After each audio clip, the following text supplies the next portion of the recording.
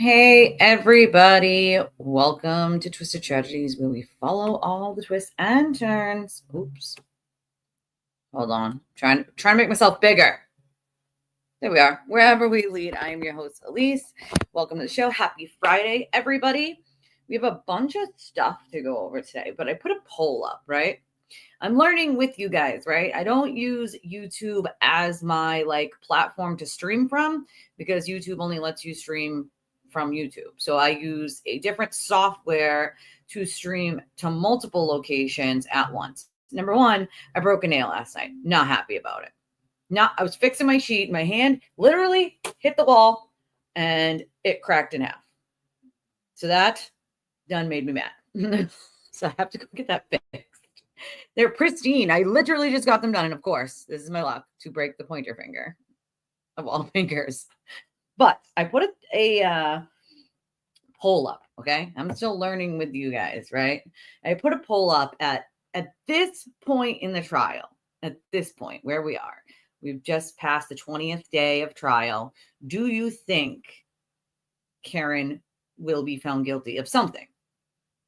Something. She's being charged with 3 things right now, even if it's a lesser included. So I can't do polls when I'm streaming from this platform. So I just figured out how to do them on YouTube, but that requires me to have the chat up not only in front of me on this screen, but in front of me on this screen and watch the poll here because I can only set it up over here. So, 2 things this morning, if you weren't here yesterday. The first thing is the channel does have its monetization back. Whoop, whoop. Secondly, the memberships are up and active now. So those are working. Actually, as a matter of fact, right after I hit the button to go off yesterday, guess what? The memberships popped on and they were that active. And I'm like, son of a mother buster. But thank you, Francesca. Welcome, my twisted rookie. There are 4 tiers of memberships, of course. But as I always say, the best way to support the channel right now is still the options that we have. Oh, thank you, Parson. That's really nice of you. Parson is gifted 5 memberships. Thank you, Parson. That was really nice. So the best way, obviously, to support the channel is still the options that we have, because in the short term, we're a small channel, and anything that goes through YouTube, A, they get cut, and B, you don't get it for an entire month, and you have to hit the $100 limit before you ever see it. And then again, even when you hit that limit, so I won't see anything from Super Chat, Super Stickers, or memberships until next month, around this time next month. So in the short term, the best way to still support the channel ongoing right now is obviously the options we still have with Venmo, Cash App, PayPal, and then the link that we have for people for using credit or debit. And of course, we still have the wish list. Some people prefer to do it that way. It's in the description of the video. But they are on, because I know some of you wanted the membership. So they're there. There's four separate tiers. I set it for YouTube to do they do it. Like, I didn't pick the amounts. I had YouTube do it because it bases it on your analytics of how many people watch, how many returning subscribers, whatever. So I just clicked the box to let them pick. So there should be 4 separate. I got to name them though, of course. I got to name them. So, but there are 4 different memberships. And obviously once we get up there in the amount, I think you have to have at least 8. I think we have to have at least 8. Members to do certain things. So once we get to 8, we'll figure out member streams or early content. I'm gonna start doing some shorts in there. Hayes, how much time? She could get life for all those charges. I mean, the heftiest one would be murder too, of course. I do have ads now. It's automatic when you're monetized. You guys can always skip them. The ads pop on if you're not live with me anymore. If you're live, there shouldn't be ads, but there will be ads in the old ones if you're doing a replay, because the channel's monetized. So that's how it works, unfortunately. But we won't have ads as we're watching the trial or anything like that. I'm ad free when it comes to that. But once you're not live anymore, part of being monetized by YouTube, unfortunately, is the ads. You can skip them, but a little hint to creators that you really love, don't skip them. Let them play on a TV or something. Let them play through, because that'll help your smaller creators. I have ads on live? What? Why? That's weird. I have premium. Yeah, that's weird. What? What? How do you get an ad while you're live? That doesn't make any sense. I'm gonna have to look into this. I don't like that. See, I knew like once the monetization came back, there were gonna be things that were gonna be like, aggravating about it. But ads while you're live, because I'm premium. I am YouTube premium. So what? Yeah, I'm gonna have to look into it. I mean, yeah, if you do get yourself YouTube Premium, I think those ads go away. I have YouTube Premium, but I didn't know they came on when you're live. Usually it goes on the videos when you're not live anymore, but during a live stream while you're live, that's straight. Well, you have Premium, Ash, so you're not gonna see them. Looks like anybody who doesn't have Premium is actually getting ads while we're live. That's so strange. I'm gonna have to look into that, or have my tech people look into that, because that's not something that I know how to fix. If you can fix it, I don't know. I'm learning. Yes, I have premium because of Ashley, thank God. So the viewer has to have premium. I mean, viewers who have premium. Yeah, the viewers that have premium don't get the ads. That's, you and Parson are right. The viewers that like have premium, you shouldn't get ads. But I never knew you would get ads while someone's live. Usually it's on their videos after. So if there's ads while I'm live, that's weird, and I got to figure out how to fix that, if I can fix that. I'm not even sure you can fix that, but I'm gonna try, like, because that's obnoxious. Like, no, I want to know, because like some of this stuff is going to be new to the last time that I was monetized. You know what I mean? Like, what? If you came here to troll, question everything, you're in the wrong place, my friend. My chat doesn't put up with people that come here just to troll. So, well, I'm glad they don't bother you, Leah, but they might bother other people. So I will try to figure out if I can do anything about it. I'm not really sure that I can, but I'll try. Not sure if I can, but I will attempt it. I promise. We already have a troll. I mean, right? Troll begun. Whack a troll. Whack a troll time. But there is a poll up. I don't know how long it stays up. This is new, right? This is new to me. Like, right? You know what I'm saying? Like, at least make sense while you're doing it. Like, if you're gonna troll, like, for real. Like, yeah, I it used to aggravate me when I used to watch Pluto, and then they never had ads, and then of course they started inserting ads, and I was like, God damn it, I hate freaking ads, I hate them. Like, but I will tell you that when it comes to smaller creators that you guys like, it actually helps them to watch the ad. It gives them like a cent every, or like so many cents every per 1,000 views or whatever. And when people watch the ads, it gives them like a little couple extra cents. Like, oh, I already whacked the troll. Next time I'll leave them for a minute so you can play with them, Potluck. Oh, thank you, Anna. That was really nice of you. That was really nice. How do you join on the computer? A membership. There should be a little thing that says memberships on the, I mean, oof, that's a good question. Let me see. Hold on. Because I have it up over here, right? There should be that little $sign thing. Show your support. Let me see. Oh, yeah. Click on that little $sign thing in the chat on the bottom. And then it should say super sticker, super chat, membership gifting. Those are the 4 options I see right here on the screen over here. That was very nice of you, Anna. That was super nice. I think you can pick too now, right? You can either pick who you want, like, to send it to, or you can have it send, like, if you're gifting memberships to like random people, right? I think I heard, I think maybe it was Kevin saying that now you could, I don't know, maybe it wasn't Kevin. It was someone saying that you can pick now. Yeah, that little money sign dollar symbol-y thing.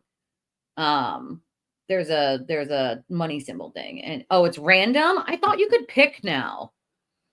You can't pick now? That's weird. I thought you could.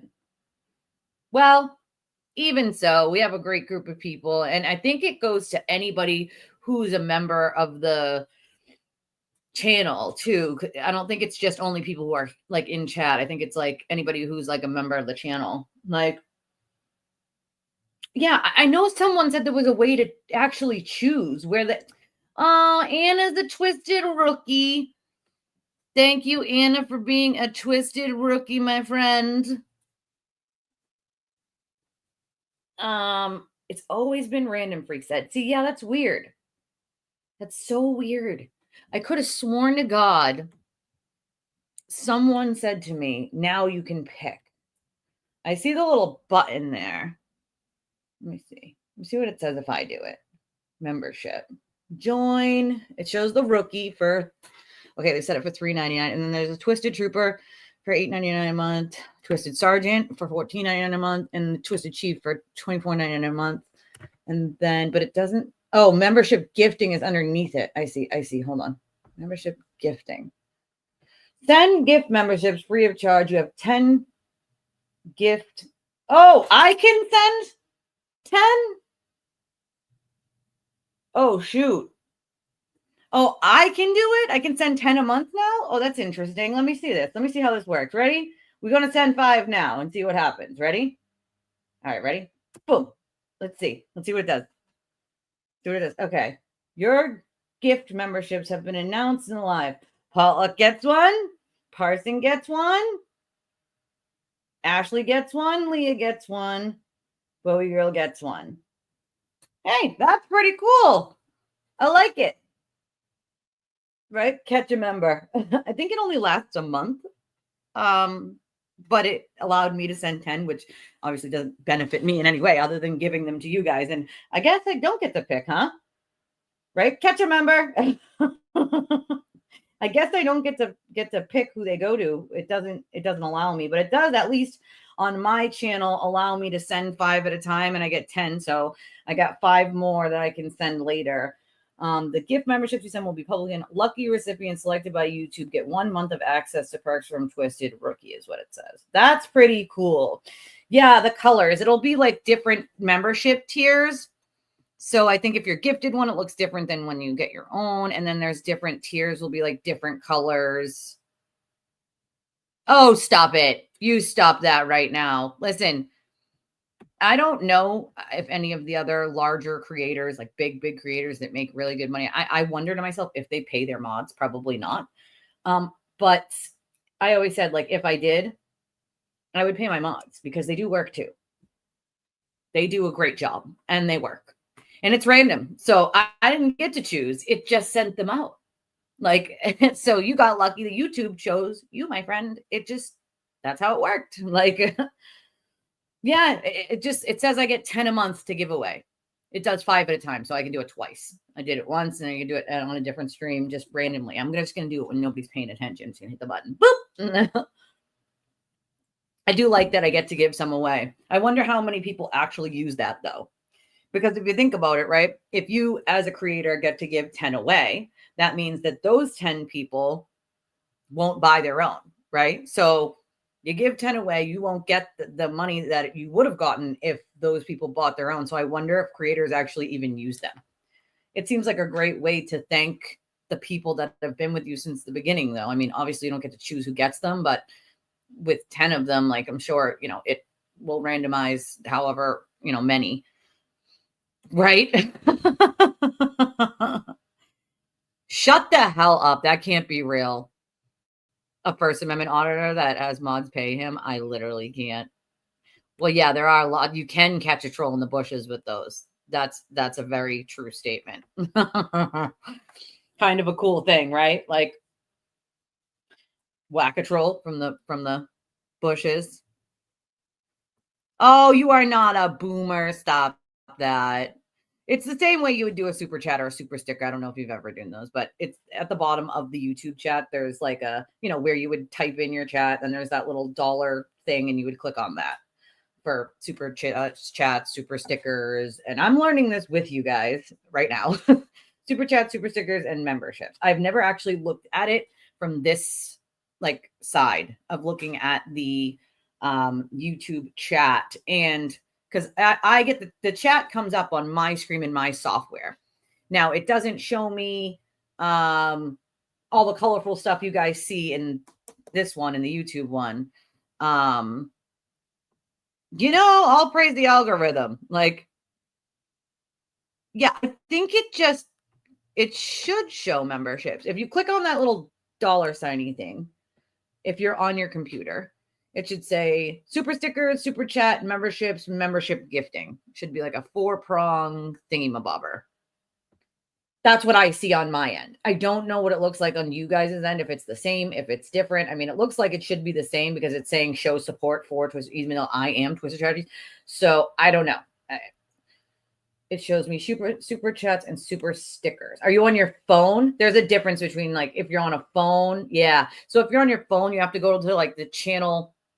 I think you have to go to the channels, like click on my little icon at the bottom there. You have to go to like my channels page, and then there should be a thing like along the top, and it'll say like memberships somewhere along there. But right now, Leah, you are a member already. You got gifted one because you have a little member thingy bobber. So that is cool. I think it just pulls from the amount of like, I think it honestly just pulls from like being a member like on any channel. So I don't think you have to actually be live on that show to get one if somebody gifts them. I honestly think that if you're just a member of the channel, it randomizes members of the channel and sends them out to people who don't have them. That's what it looks like it does, at least from my experience of just doing that. That's what it kind of looks like. But looks like you are already gifted a membership, Leah. You have that little thing next. See that little circle next to your name there? That little circle with a star in it? That means you're a member. Oh, the goddamn ads. I'm sorry, you guys. I'm sorry. In the bushes. Yeah, Rosewater. I bet you can. Yeah, you can get caught in the bushes. By getting gifted people sending gifted memberships. It can literally catch you in the bushes watching if you don't want to be known that you're in chat, and then boom, it says your name so that people know it. But I don't know. It might only just pull from the members, Kevin gives them out. That's good. Roberta gives them out. That's good to hear. I've never seen anybody else do it. This is new, How much you chat and interact with a channel. Oh, I like that. Hey, Holly. I love that. I listened to Grant do his channel last night. I heard for the first time, then played the recording. I'm Karen. This is cool. How long today? I'm cold. Yeah. So I will tell you guys that they are not going to use that. Yeah. I think most of us have heard it at this point, but they're not like Hank couldn't. It's too late. Number one. Number two, I just don't think he would use it at this point. You'd have to have an expert isolate it. I mean, which I'm guessing that Hank probably already did, I'm guessing that he probably already decided. Hey, DJ, Frauditor Troll does it also during lives. So the more you chat, the better your chances. Oh, I see. All right. So it's like an algorithm thing, but most of us have heard it. Inc, I think. And, for me, it's like this new video ad on TikTok. No, that they'd have to give it to an expert. An expert would have to isolate it. And then, then they'd have to give it to the defense, and the defense would have to have a chance to have their people take a look at it and debunk any way they could with them isolating it. We're too far into trial for that. It's not going to happen. And also, I have to think that Hank probably already did that at some point. You know what I mean? So, like, if he already did that, that means he probably found this and chose not to use it for whatever the reason, like maybe it's not clear enough for him. You also have to remember there is this thing that you can literally hear what you want to hear instead of what is actually being said. If somebody tells you this is what you're going to hear and then you listen to it, that's what you're going to hear, even if it says something slightly different. So I think that's part of maybe the reason Hank didn't use it. It leaves too much to chance. He has so many very clear clips of Karen saying the opposite of what her defense team is claiming that I don't really think it was necessary. And there's got to be a reason he chose not to use it. When I say Hank is one of those people that like doesn't leave any stone unturned, I literally mean it. And so this is definitely something he would have found. And I'm guessing there's a reason that he didn't use it. Yeah, I wouldn't, even if you isolated it enough to hear it, I don't know. I have to believe that he found it. He's one of those people that does his due diligence. It's full of lies. Well, that's a shocker. Something the sewer turtle did, full of lies. Never. I get a portion of the memberships, if that's what you're asking. Yes, I get it about, again, comes a month later. So for instance, anything I get super chat, super sticker wise, or memberships, I won't get until next month between the 21st and the 25th. But I do get a portion of it. YouTube, because they're so kind, love to take between 30 and 60% of your earnings on different things. So thanks a lot. We appreciate that, YouTube. That's why I say the best way to still support the channel are the options that we already have that YouTube doesn't take 60% from, or 50 or 40 or 30, or, no, definitely not sounding like another hung jury. So and because we're so small, like a month is a long time for us to wait to get that. Like I got hit this weekend, last week, with a lot of the like things that I paid for to do this. And so I have to wait an entire another month to try to, so it's really difficult for a smaller channel to wait an entire month. I don't know why YouTube does that. It really should be twice a month, like every 2 weeks makes more sense to me than once a month. I don't even think that's not even legal in some states. So I'm not really sure why they choose once a month as an option, but I can't change it, unfortunately. But that's why I say like the options to support the channel are the best ways are still the ways that you guys have been using this entire time. It's nice to have the memberships for you guys, and nice to do like members only things and be able to do shout outs on certain things for people, but not everybody can afford to do that. And everybody should be shouted out. Everyone, all of you. And I will continue to do what I have always done, which is highlight everyone's comments, not just the people that super chat or super sticker or membership, but everyone's, but in the short term, yes, the best ways to support the channel are still the ways where YouTube isn't going to take 60% and wait a month, which are Cash App, Venmo, PayPal, so I can continue to cover the costs as we're going. That's what's been sort of keeping the channel going thus far, Oh, they hold it. They literally, I've had $40 in there since the last time. It didn't hit 100 since the last time I was monetized. It didn't hit 100, so they never paid it out to me. You can't hold someone's money hostage even after you demonetize and pause the monetization. They've been holding that $40 this entire time. Like what? Like what? Yeah, up to 60%. It goes from 30 to 60, depending on which thing it is. Super chat, super stickers, memberships, merch, like all that stuff. It's between 30 and 60% that they stick their hands in that cookie jar. That's why I say it's the options where they don't get a percentage is always the best, I think, yeah, but you have to remember that's Instagram. And also you'll see that on Twitter too, but I have found, and maybe Jesse can tell you because you haven't been here for a while, and maybe Jesse can tell you. Jesse entered this chat and her name was Jessie FKR, and it was a picture of Karen, and it was a free Karen Read, poster, whatever, the, thing that says free Karen Read on it. And she listened and she asked questions. And she started to ask questions again about this case. And she changed her opinion. And she isn't the only one. I got quite a few people. Oh, you're totally welcome. You know, like I definitely think they did pay people. Oh, there's Daddy Wolf. Daddy Wolf's back. Thank you, Daddy, Dr. Daddy Wolf. Like, right? I make it members only. No, I would never. Actually, if we got a lot of trolls in one day, I would make it members only. But most of you are not like memberships only, but like subscriber only mode, which means like you have to be subscribed to the channel to like, which is free to get in the chat. Not what? What? That's you, Potluck. Whack a troll.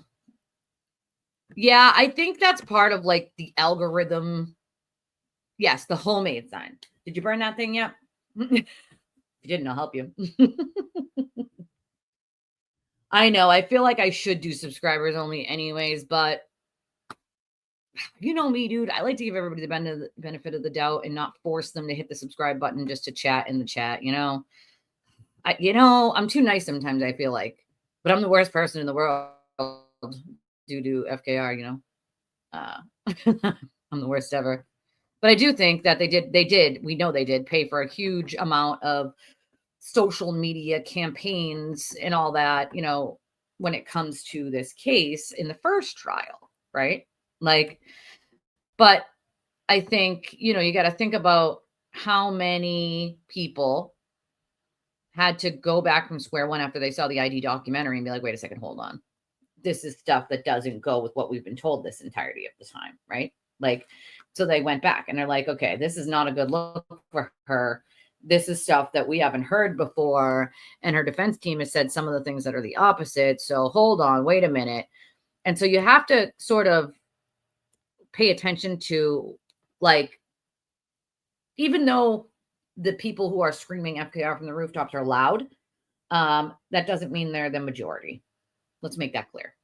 And I've seen more people change their opinion in the last 3 months than I've seen during the entirety of this case. Like, and I have no doubt at this point in the trial that she will be found guilty of something. I mean, she already admitted to drinking and driving when she shouldn't have been. That's one of the charges. You know, like it is like that. It's just that simple. Like,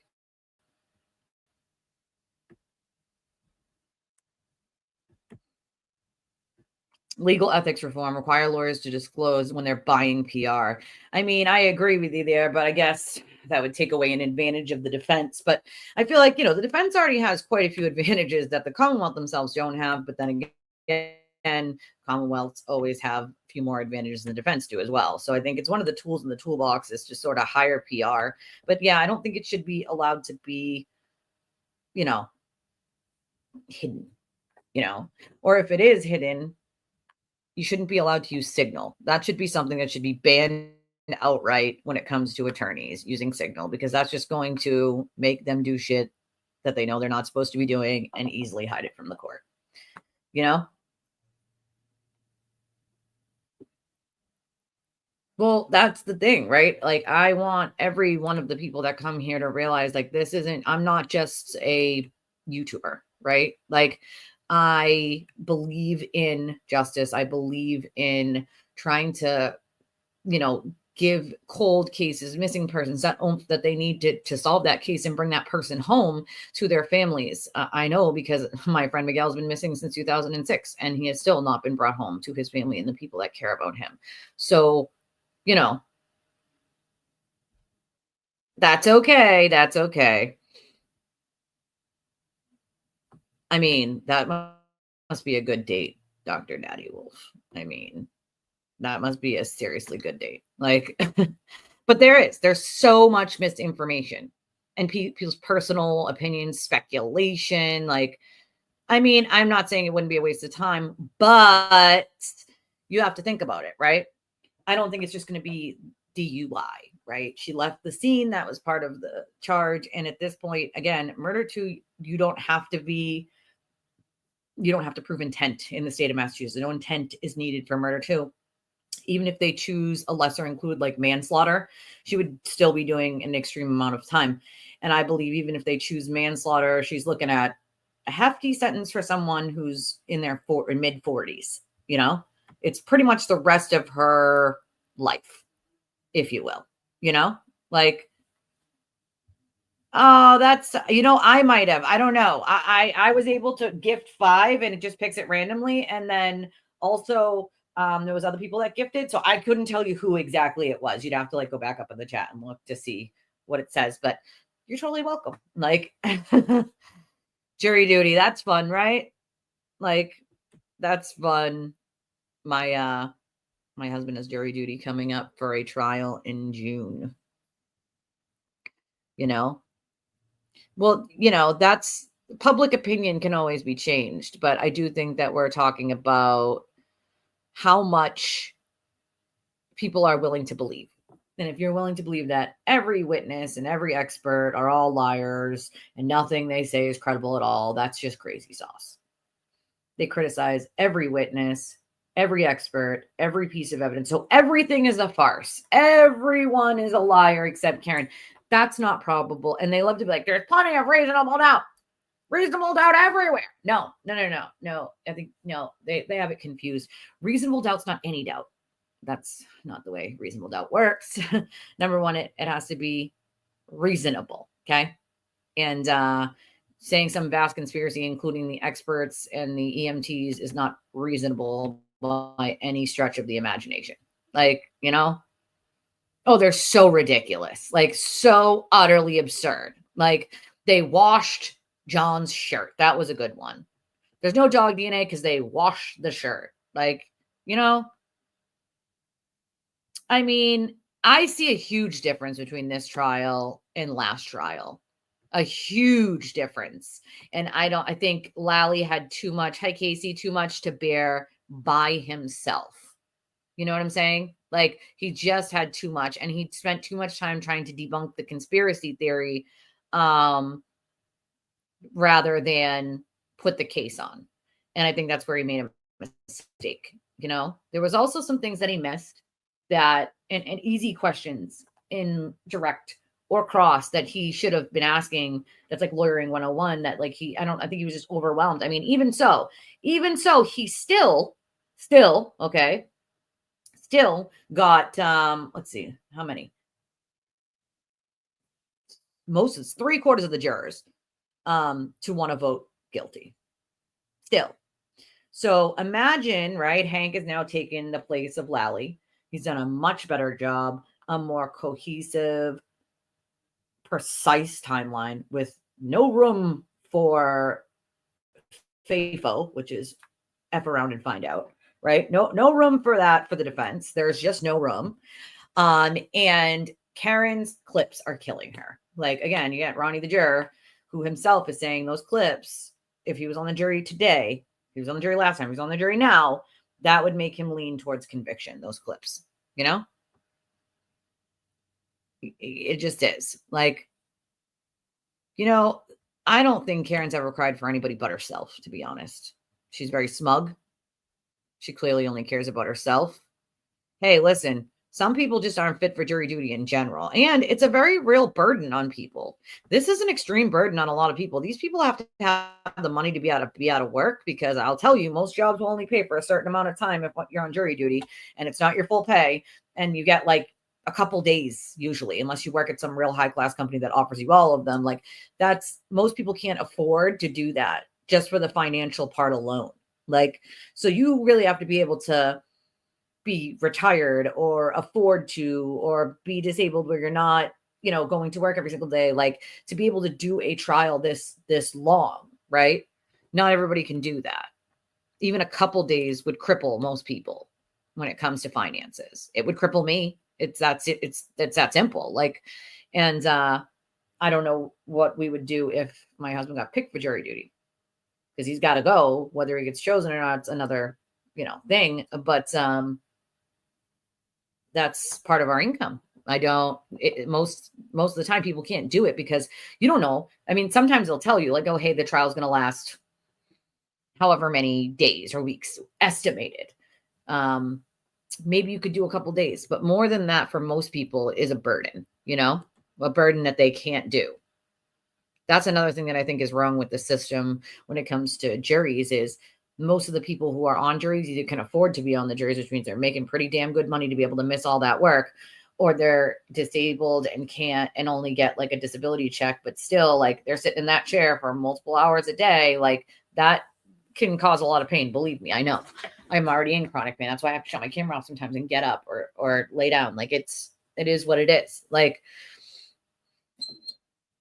but you got to think about, I mean, I really do think that they need to pay everybody for their time while being on a jury so that it's evenly killed, that anybody who wants to be on a jury or who could be on a jury can be on a jury, and they can't, they shouldn't have to bow out because of finances. They could be a really good juror.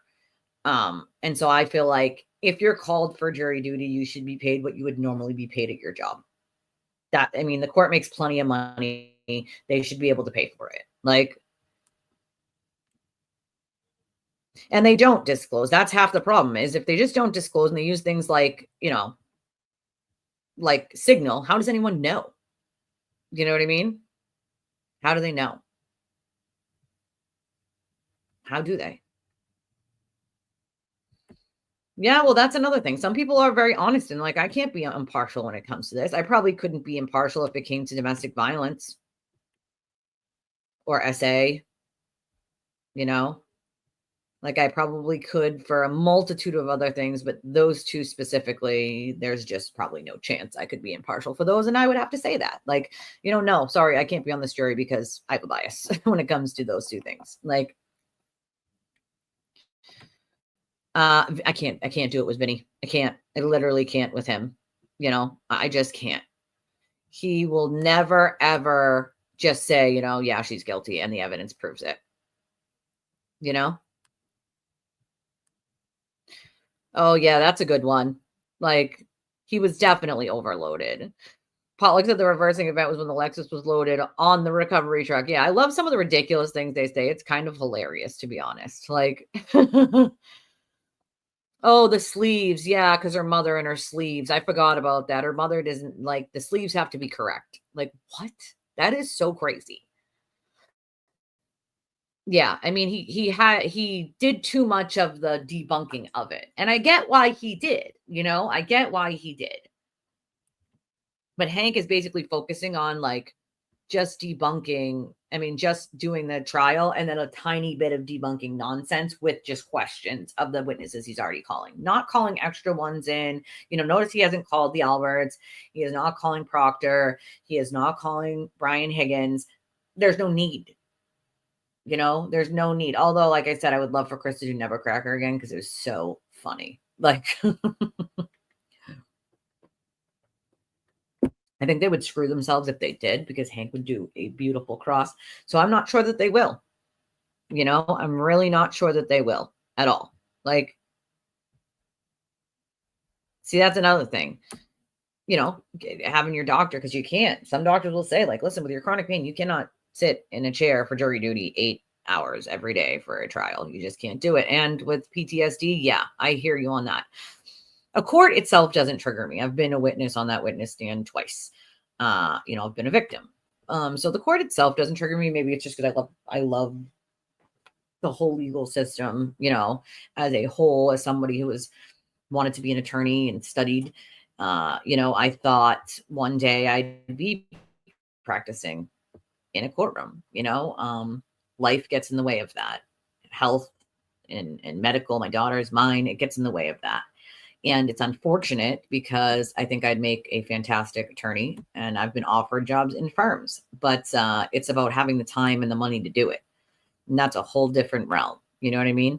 Like, you have a friend that got interested this time around. She's not pro Karen Reed, but she still is confused about how Karen Reed backed up and hit him. Prosecution needs to make that much, much clearer. Well, that's what the accident reconstructionist is first for. And I'm suspecting he's going to be last, maybe, or close to last, Dr. Welcher.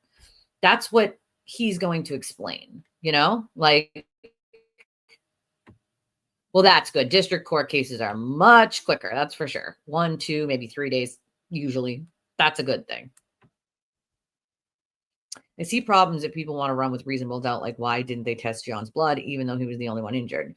Well, that's a good point. Why didn't they test? Well, they did test John's, I believe, didn't they? Or it wasn't the other two, that there was 2 other people and they didn't test whose other, whatever it could be. Biologics or whatever, whether it was DNA on John's whatever shoe shirt. I think shoe is ridiculous because he's walking through bars that night, multiple bars. Hello. But you have no idea. The first trial cost a lot of money. The second trial, even more. So I don't even want to know how much it's costing us. Hit the like button, everyone. There's 149 of you. It's a lot less than normal, but there's no trial today. So I assume people are watching other people that might be on right now. But we are here because there's no court today. I figured we could have our little Friday powwow anyway, but it would be nice if you hit the like button. I would very well appreciate it. If you hit the subscribe button, if you want to donate to the channel, obviously the best ways still are the ways that we have: Cash App, Venmo, PayPal. Those are really, really helpful because we don't wait a month to get them and YouTube doesn't take their cut, but there always is super stickers and super chats and memberships if you want to do it that way as well. We very well appreciate it. I am a little behind in the comments. I apologize, but you guys know how I am when it comes to me wanting to be on top of making sure that I'm going through all the points that you guys make, because you guys make great points. Like, tell me you didn't do that. I'm going to kick your butt. I'm going to kick your butt. I'm going to kick your butt. Public service announcement: when pulling Amazon labels off, do not also hold a scalpel in the same hand. It is dangerous. Well, freak, duh. Like, better not have cut yourself. Make me worry. I'm like a mom, I'm like a mom. I worry about you guys. Like when I don't see Anna right in the morning, I give her like a half an hour. And if I don't see her, I start to worry, Same with Jesse. If I don't see her right away, or Scorpio, like Potluck, if we don't see him for a day, I'm like, oh, now time to send an email, to make sure that everybody's okay. I'm like a mom that just worries about all of you guys. Like, you got to think about it, though. There's 18 people on that jury, Anne, right? 18. Only 12 of those people are going to be deliberating at any given point, right? So 6 of them will not be deliberating. So even if they got one person or even 2 on to that jury, they might not be deliberating jury members. And I don't see how any one of them at this point could not vote guilty on at least one thing.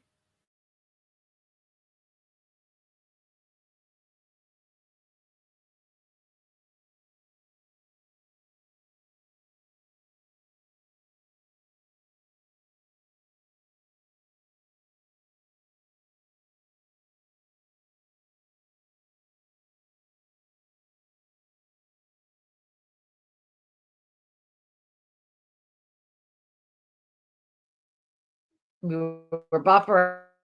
I had to fix it. This is getting old. They really need to fix whatever issues they have with internet, because it's not it's not the computer at the moment. So it's, saying it's the internet or low signal, but everything else is working beautifully. So there's really no reason it should be like that.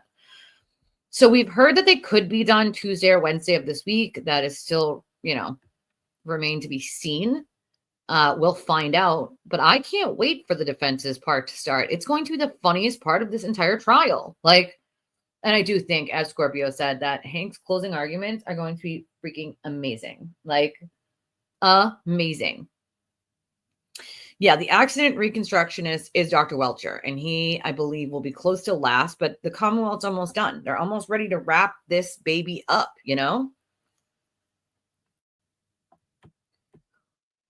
I'm going to come over to the UK and kick your behind. Don't make me kick your bum. Are they seriously?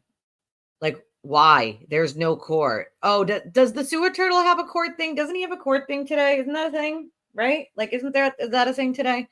Maybe that's why. Because why else would you people be there? There is no court today. Like,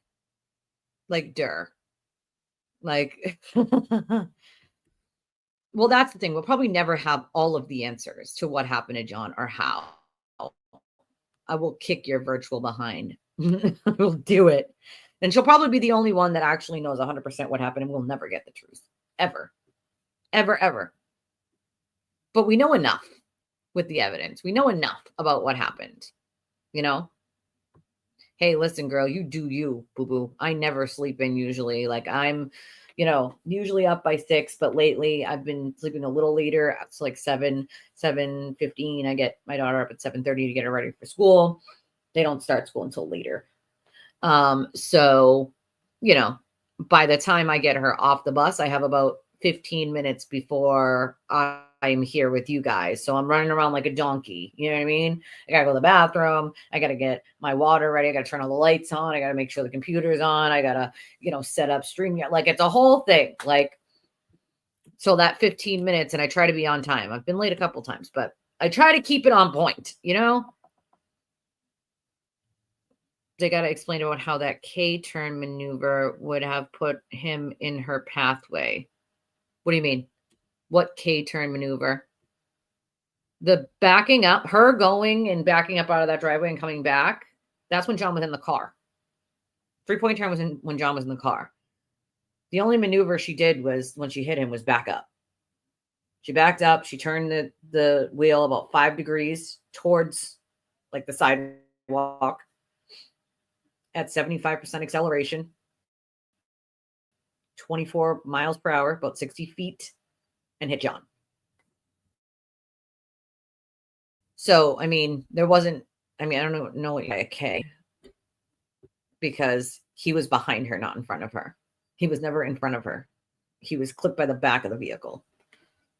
I know you are, girl. That's why I get worried when you're not. The other day you weren't here right away, and I was like, where's Jesse? You have to watch it at the beginning of the stream. I'm like, where's Jesse? Listen, girl, you don't got to tell me. I had a memory foam bed for 10 plus years, and it was getting like torn to shreds when I moved. I had to toss it, and I was really sad because my bed now is not the same, and I don't get the same kind of sleep because of my pain. I have to have something very plush, things that are really hard. I don't sleep well on, and this isn't, my bed's not like super plush. So yeah, you enjoy it, girl. You enjoy it from me and you. Me and you. Mattresses are freaking expensive these days. How long until they catch on that Karen doesn't have court today? I mean, the other day it kicked me off like 15 times, you guys. It was crazy. It was a crazy. Like, yeah, visuals are always better, obviously, definitely to show to the jury. Like, you want the jury to see visuals. It's important. But I do remember Hank saying there were some things that he was going to be visually showing that we haven't seen yet. So I'm hoping that, especially with the accident reconstruction, there will be some things that it'll be showing. Because as far as I remember, he had some graphics or something that was going to be shown with the accident reconstructionist. So I don't know. That's a good question. Yeah, the Hollywood dramatics. I don't think it's playing that well this time around. You know what I mean? Does anybody know what happened with Tom and court? Here's the thing. They had already lost. The court already heard it and was already like, yeah, no, we're not changing the buffer zone. Sorry, not sorry. Now, didn't I tell you that just proves to the court why they needed the goddamn buffer zone to begin with? And the court reiterated that the buffer zone has not been changed. It did not disappear. It did not go anywhere. So for all those people that were saying, the buffer zone's gone, they can do X, Y, and Z in the buffer zone now, it's been moved, it's been changed. Well, I guess they were wrong, and I guess I was right once again. The order was clear. The supplemental order changed nothing about the buffer zone. Nothing. Oh my God, those thunderstorms last night were awful. My kid came jumping into my bed. They were so loud. It felt like it was literally shaking your house. And it's been raining like this for a couple of days. It's really nasty out. Again, it's cloudy. It was sunny this morning. I don't know what happened. It got cloudy since we've been in here. But the rain last night was awful. The wind, thunder, lightning. It's the first time we've had some thunder and lightning in a long, long while. And scared the crap out of my little. So she came hopping into my bed. Yeah, Erica Walsh, and then also Tom and some other person. The order was simply, no, the buffer zone's not going anywhere. And no, we don't want to look at this any further. Basically, too bad, so sad. You still have rain there, Anna? Because it was bad here. I don't know if it got that far up, to Canada, but would it entail her backing up to turn around and leave?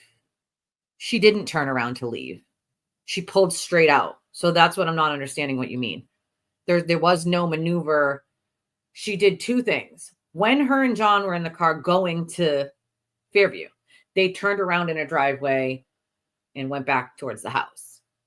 They like overshot it or whatever. And she came down Cedar Crest. When they finally pulled up alongside the house, when Karen hit John, she backed up. She only moved her wheel 5 degrees. So I don't know what you mean by case. She didn't then continue to back up and then turn around. She pulled forward and went down the street that way. So I'm a little confused as what you mean by her backing around, turning around, backing up to turn around. She didn't have to back up. She went straight. Oh, I know, right? You didn't catch up on that sleep forever when it comes to that. I would say most people probably did have a good Mother's Day. Mine was miserable. I was in the hospital that Friday and Saturday, unfortunately. Yeah, she has court today.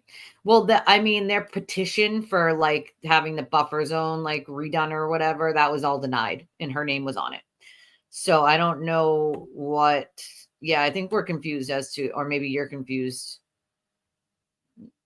No, John did not get out on the street side. John got out the side of where the grass and the berm, the curb was. You know? Right? I couldn't imagine twins either. And there was a shot where they told me my pregnancy levels were elevated with my youngest, and my husband's brothers are identical twins, so I had a damn near heart attack. I was like, what? Thank God it wasn't twins. Yeah, when she got lost, but not when she dropped off John. I think you're confused or somebody's giving misinformation because that's not it. That didn't happen. 75%. That's right. 75% acceleration. Oh my God. God bless your soul. I don't know how you did it, girl. I don't know. I don't even know how you did it. Superwoman isn't even the word, right? That's like Superwoman and all the other female heroes put together. Bless your heart, my friends. Why turn our key turns? We pull forward a bit from the curb and then turn left, back up some more. That would be like a 3-point turn, but she didn't do that in front of the house. She did that in a driveway with John in the car, but she didn't do that. That would be a 3-point turn, but she didn't do that when she hit John. So maybe that's why people are confused, because that's not what happened. No? Interesting. Not saying it is, but I don't see it. Interesting. Why are they out there? I remember him saying something about Friday, but there's no court. So the only thing that could happen is him having court. You know what I mean? Karen's ME. Oh, the doctor that they gave pictures to and want to say that their dog bites or got beat up. I think that's so utterly ridiculous. Like, so utterly ridiculous. Like, the fact that they even have an ME that's willing to even come in, and I want to see how they answer those questions on cross, because if Hank on cross starts saying, did you get this information? Did you get this information? Did you know X, Y, and Z? And they start saying no to certain things, like taillight being in his clothes, like then the things from his eyes are raccoon eyes, that like all the important information. If she wasn't given all of the important, he or she wasn't given all of the important information, to me, that is going to tell the jury that you're not credible. Like, and then if you don't change your opinion right there on the stand based on the new information, you're going to look to be uncredible to other people who might hire you as an expert. And so, like, that's why I say when ARCA like blew up their entire reputation, because Dr. Wolf was willing to use Signal and delete things. And I called that, by the way. I called that.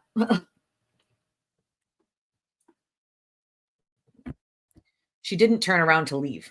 She turned around with John in the car to go back to the house. They had missed it, or went a different way. But that's not, when she hit him, she didn't turn around. She pulled straight forward out. He would ask the question, not even answer it. He would say, blah, blah, blah. The attorney, he handled it. He was boss. No answers yet. They had an answer. They were told no. The order came out already. Yeah, we're in the East Coast. It's very cold today. I don't like the cold. I want the heat back that we had. Not too much, but like, not the cold. Like,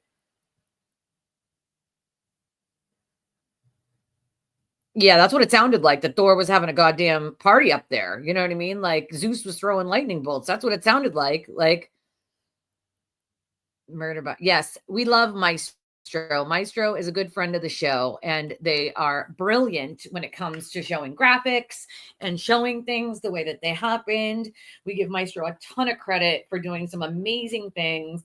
Was here the other day. That's weird, Ash. I don't know. Like, no.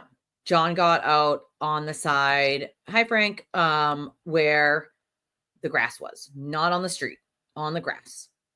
Karen's car was faced this way. Driver's side here, passenger side here, house here. Do you understand?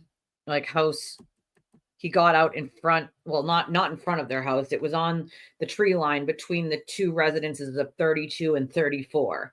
So it wasn't near the front door. It was off to the side, but that's where Karen's car was and where John got out over here. And so John got out this side, Karen got out this side, and the house is on this side. So the street side would be here where Karen would have gotten out, and the side where the grass and the berm or curb is over here.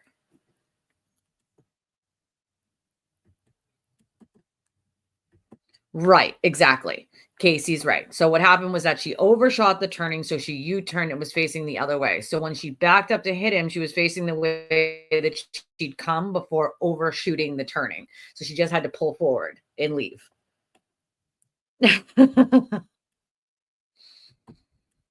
Yeah, I mean, we're doing it together. That's okay. We're doing it together. How was the backlight broken? Because that's the same side that John got out, started walking towards the house. Karen backed up, turned the wheel 5 degrees towards where he was, hit him, and he was clipped by the back side of the vehicle. So, like, he wasn't hit head on dead in the middle of the vehicle, right? He was hit on the side in the back so his arm is exactly at his height. His arm and his elbow would have been exactly where the taillight was at his height, if that makes sense to you. Just a simple diagram showing her pass would help tremendously. Just a drawing. Here's how the vehicle was maneuvered and where he was to be. I think they have something like that. Like, third party is not a thing. Where? I don't see it. Where? Third party is not a thing. They're not even allowed to argue it. Yeah, ecchymosis. We know that's what was it? Alessi, he loved talking about ecchymosis. We call it raccoon eyes, but that's what the medical term is, ecchymosis. Yeah, she drove past it, went back down Cedar Crest, turned onto Fairview, and then she got in front of the Albert's house, backed up, hit him, and then pulled forward and drove back out. Because you can get to the house numerous ways. There are streets that come off of it. They kind of like loop,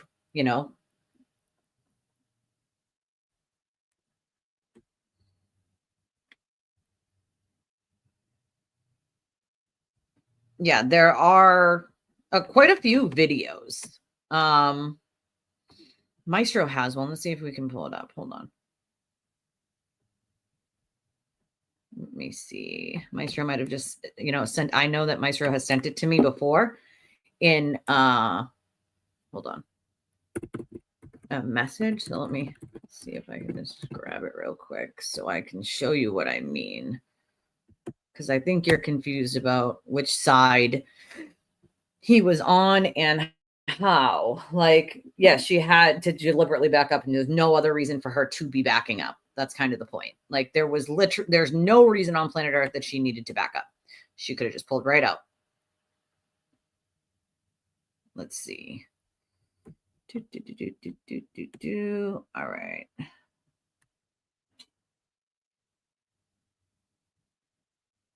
Maybe this is it. Hold on. All right, let's see.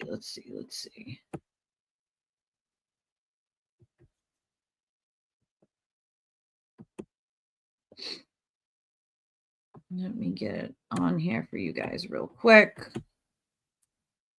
Share screen.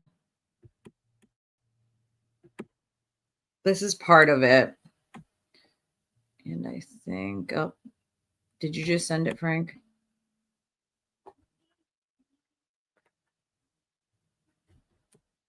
Oh, hold on.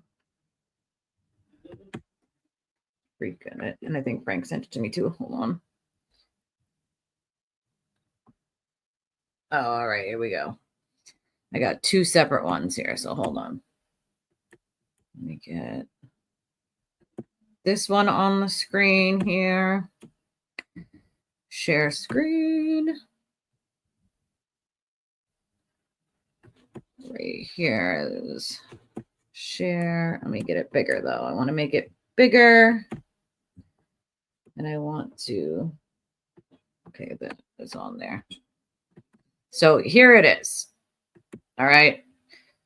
This is how it happened, essentially, which we don't know which way he was facing, obviously, whether it was towards the car, away from the car.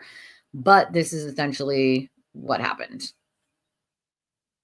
See that box up front? That's where the car would have went. He got out on the passenger side, which would be where he's standing. The street side would be the other side where Karen is.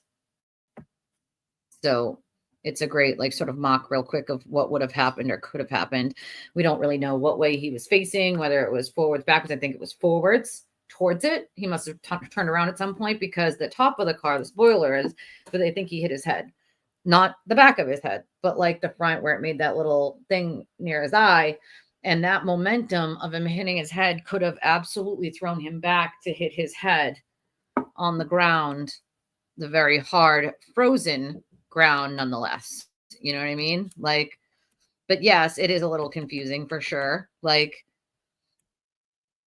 it takes a minute to figure it out, you know? Like, I'm going to try to skip down all the, how on earth, hold on. We have another one that Frank sent. Hold on. Boop, boop, boop, boop, boop, boop. Let me get this off this real quick and then go to, oops, this that I have over here, over yonder. This is so ridiculous. Some of the things they claim, like, you know, or actually Frank has his own. Okay, yeah, good. There's a couple of them. These are good ones too. All right, hold on. Let me see if I can, crap, make them bigger. Ugh, can't, hold on. Damn it. Hold on. I don't know how I'm gonna, all right, let's try it this way. All right, let's see.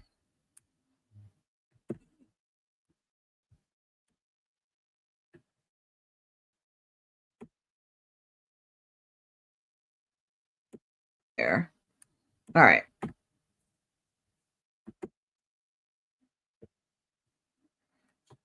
This could be a way that it happened, obviously.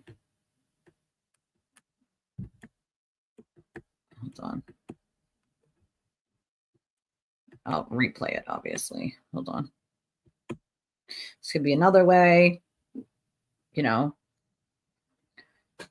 It's how his head came to rest, sort of, you know, up and his feet down. Let me see if I can make this smaller again, and then we'll do the other one. I want to make it bigger so you guys can actually see it. That might help. Hold on. There's a multitude of ways that this could have happened, of course, as you can see. But what we do know is that she backed up, right? The backing up is part of like what she did and how he was hit. Oh, come on. Boop. And these ones Frank made. So, you know, there's a lot of people have made some really good things showing like how it would have or could have happened. So yeah, I clicked on Freaks link. That's how I got it. We got my mods on top of it. Thank you, Frank. Yeah, no, there was that she turned around before she got there. John was still in the car. You know, what would have been in the street? Nothing would have been in the street other than her and her car. Nothing would have been in the street. Like, so Freak says more than likely the elbow, yeah, hit onto the taillight, snapping his hand with the glass into the tailgate. Yeah, I agree that that's probably the more plausible option there, is because you see that dent that is literally a circle. It's like the bottom of a glass or the top of a glass. And clearly his arm went up at some point, made that sort of dent in the car after being hit. So, oh, thank you, Mama Bree. I appreciate you. Thank you. Always clear about the backing into him. All the car damage and his injuries consistent with that just have been unclear about the car maneuvering. Yeah. So that is essentially how the car backed up. He was near the grass. Of course. And I know that they are actually going to have some visuals when it comes to the accident reconstructionist. So we will have visuals for that. We will have visuals for that. Again, thank you, Mama Brie. I appreciate you. If you want to donate to the channel, you can do so one of a couple ways. Obviously, still the best way to do so is the ways that we already have: Venmo, Cash App, PayPal, Revolut. We have a link for people who want to do credit or debit. Those are the best ways to, do any sort of donation to the channel, because they sort of go directly to us instead of it going through YouTube, waiting a month and then YouTube taking their cut. But we also do have our monetization back, so you can also do super chats and super stickers now, and memberships. You can be a member if you want, which is fun. The brain surgeon was freaking amazing, like amazing, and he was so matter of fact, like. Yeah, he told us, like, he worked in, what was it, Minnesota, right? It was cold there. So, like, Brennan asked him, like, well, could the ground have been hard enough, that cold, could have, yes, they can see it. Well, that's the thing. People come in and out. So it's not like, even if there's 67 people in here right now and that number stays at 67, it probably goes up and down and up and down. Right now it's 161 across two platforms. I'm not sure if it shows up on X2 or not. But people can be watching and popping in and out, hitting the button and then leaving. You know what I mean? So that explains it pretty easily. My man crush on Dr. Wolf. Anna says she thinks the car backed into him, knocked him down, and the broken taillight scraped his face. I think the glass was part of the scrapes on his face, the little, the little parts of it, because the glass was found next to him. Karen claims that the glass, she pulled it out of his nose. Although I want to know, and I think, didn't we hear somebody was telling me that the defense said in the beginning that Karen got out of the car? That's the first time we're hearing that. And I'm wondering if the defense is trying to get ahead of evidence that the Commonwealth has that the accident reconstructionist may bring out, because if they know what time John took his seatbelt off and opened that car door, then they know if Karen opened that car door. So if she opened that car door after John had already gotten out and she hit him, like, why would you be opening the door unless you're going to check? Maybe she pulls the piece of glass out of his nose then, because it wouldn't have been at 6 a.m. Carrie uncovered his nose and didn't see Karen pull a piece of glass and blood gushing, and blood wouldn't gush if you're not alive. And at 6, John had no signs of life at that point. He was not breathing. So they only didn't call it there because they have to try to warm you before they can call time of death. And so they didn't do that until the hospital by trying to warm him first. And the brain surgeon was very clear that you can start going into hypothermia when your body hits 95 degrees. And you're normally about 98.5. So, I don't think at like 82, I think he said was like severe hypothermia or starting to be severe hypothermia. We call him hashtag the real wolf or the real Dr. Wolf. I hope you guys use that hashtag when you go on. That'll piss off the cult a little. Like, yeah, they were horrible. We know that from watching the first trial. And I do think that it's just going to be hilarious. Like, you know what I'm saying? Like, right now it says 60. So clearly but that doesn't mean that some people, don't. So my question to people was, at this point in the trial, do you think she'll be found guilty of something?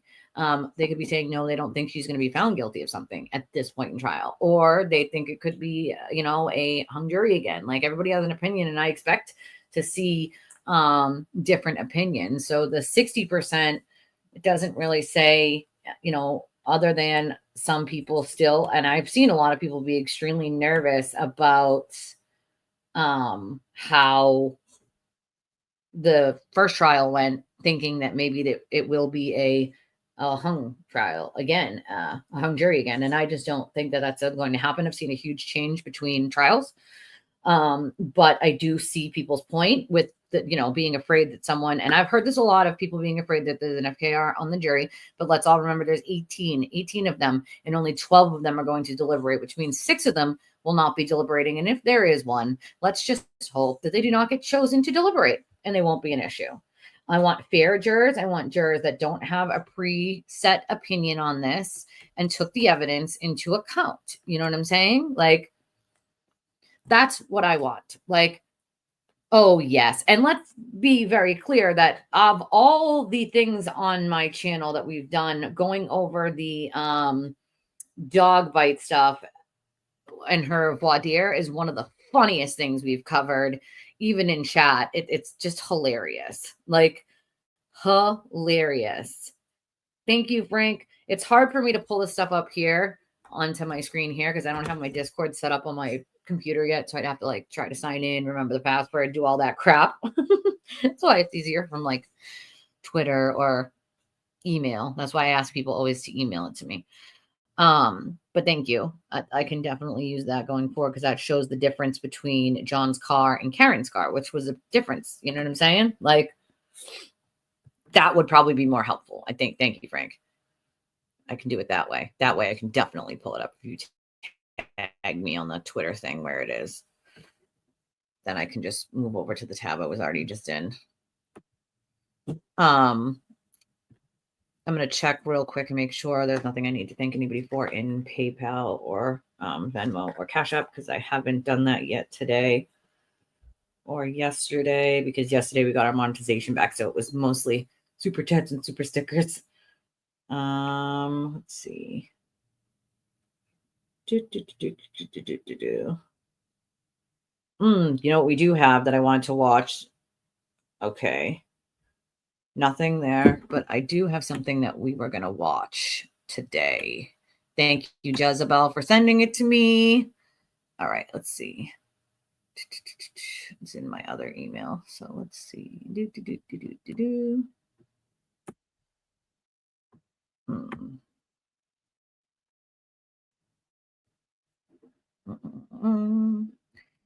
All right. Click on this. We're going to open this. I think you guys will get a kick out of this.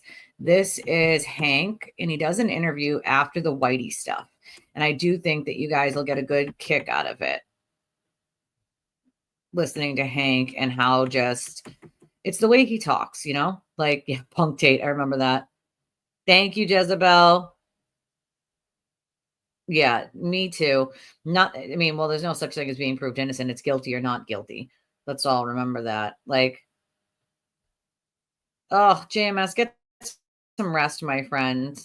Definitely get some rest. I totally hear you on that. 100% hear you. I've been here an hour and 16 minutes, and it's not going to be an extremely long live stream today because courts ended. There's no court today. So we won't be doing a huge long one. I just, figured It's Friday. You guys are used to having me here. I'll be here. We'll go over a couple things. We'll watch a couple things. And then everybody can try to enjoy their Friday. Happy Friday, by the way, everybody. Let's see. Share screen. All right.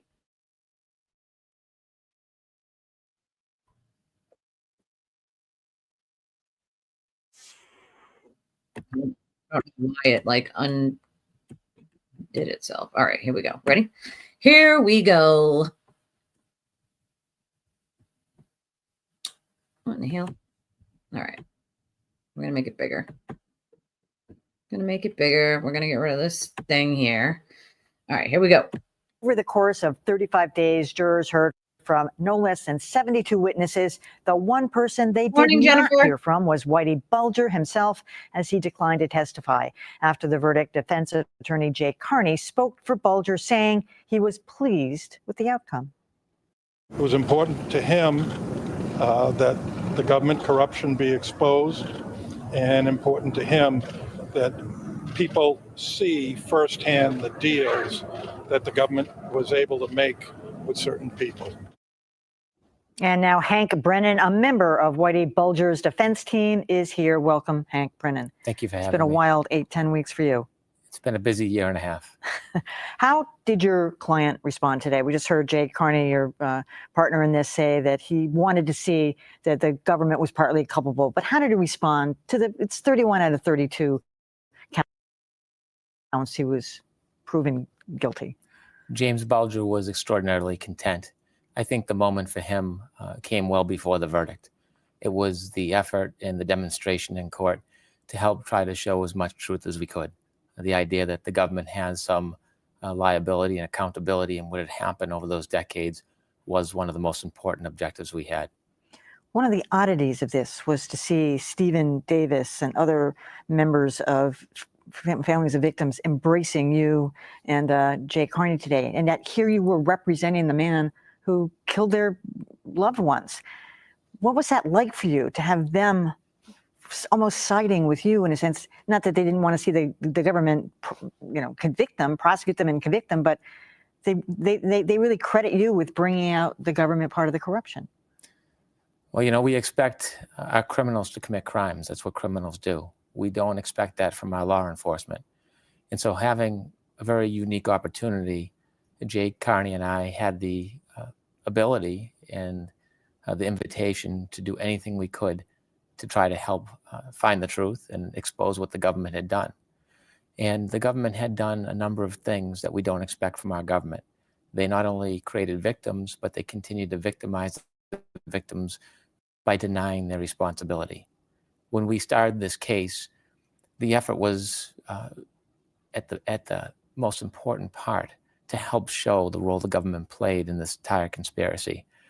It was a very liberating experience as a defense attorney to be able to ask questions of witnesses, which in times could implicate our own client. And we did at many points, but also help other people. And I felt the presence of Patricia Donahue and the Donahue family and the Davises behind me every day. I didn't always see them when my back was to them, but I felt their presence. And I knew that what Jay and I, Carney, were doing had some import, not just for our client, but for the community, for particular victims, and also for the public. You eviscerated Stephen the Rifleman Fleming in cross-examination. And as a result of that, you could say that you were actually responsible for the no finding in the murder of Deborah Davis, even though everybody knows he was there. He was never there. He was behind it. He, for one reason or another, wanted her dead. And yet, as I said, the family is still saying, well, they want to go further with this. They want to take it to a state court, but they're fine with that. Well, I take issue with the suggestion that he was there, and I take issue with the fact that you suggest that they wanted him dead. Her dead, I'm sorry. The only person who's ever said that is Stephen Fleming. Mm-hmm. And certainly when a person that vile decides to kill his girlfriend because she has decided she had an interest in somebody else, someone that vile with that type of reward isn't somebody who's reliable. So I absolutely suggest that's not accurate and that's not true. I think quite the opposite. That being said, in protecting and defending James Bulger at trial, I think we demonstrated through the trial that we didn't pull any punches, even if it incriminated James Bulger.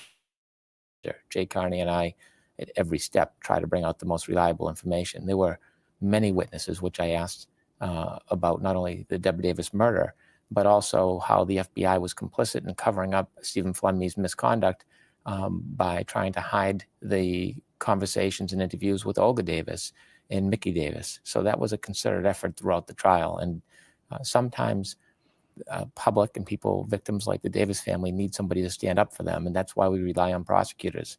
That's why we rely on our government to do that. And when they fail and someone else is there to take the void, and we had an opportunity to do that, for us, that was very meaningful.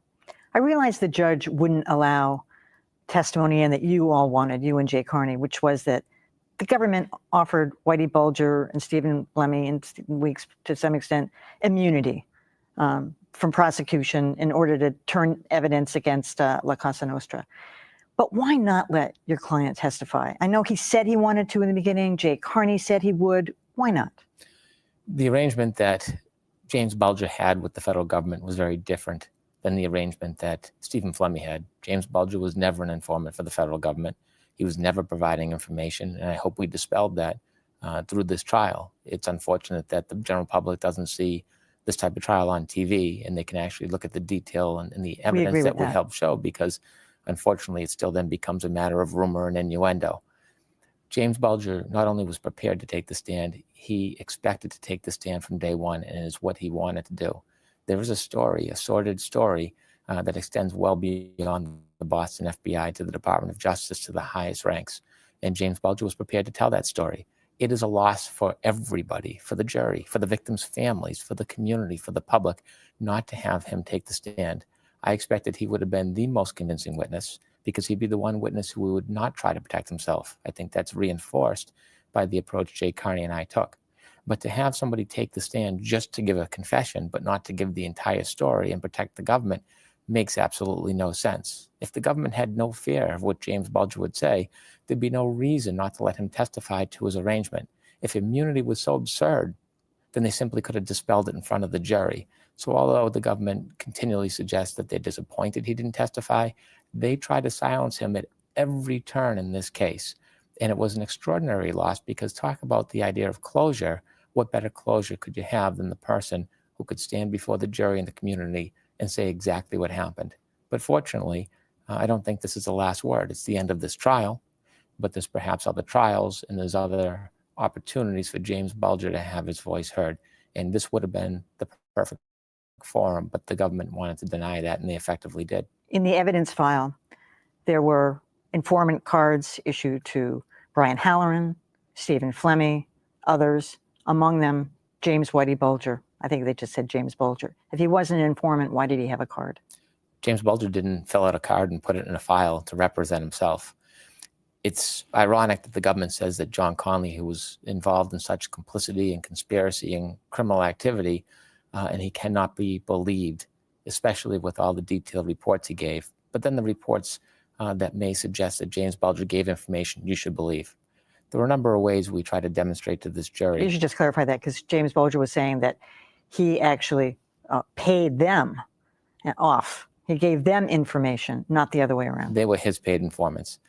It is odd that a person who was supposedly an informant is paying so many thousands of dollars to law enforcement when they're supposedly the informant.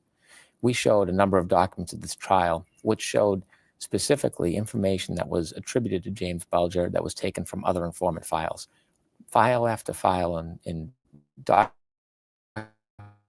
after document came from other files that predated files and documents in James Bulger's file. The ping sheet and the protocol that you're supposed to go through with an informant was never followed. There was never a signature. There was never a contemporaneous photograph. Let me interrupt you, because why was this so important? That was never part of the trial. That was not an issue being decided at trial. Why was it so critical of you and your defense team to prove that he was not an informant? Well, it's a good point. It really wasn't so important to us, but remember, the government raised the issue. From the outset of this case, they wanted to insist that he was an informant. And anytime we saw a fallacy or a fabrication, we try to check it and counter it and show that it wasn't true. Why do I suspect it was so important to the government? Well, part of it was because of reputation and pride and public relations, but think about the consequence if he wasn't an informant. Here's a person who paid an extraordinary amount of members of the FBI to get information. Inevitably, Washington, D.C. FBI was responsible for reviewing those files for determining whether or not things were viable.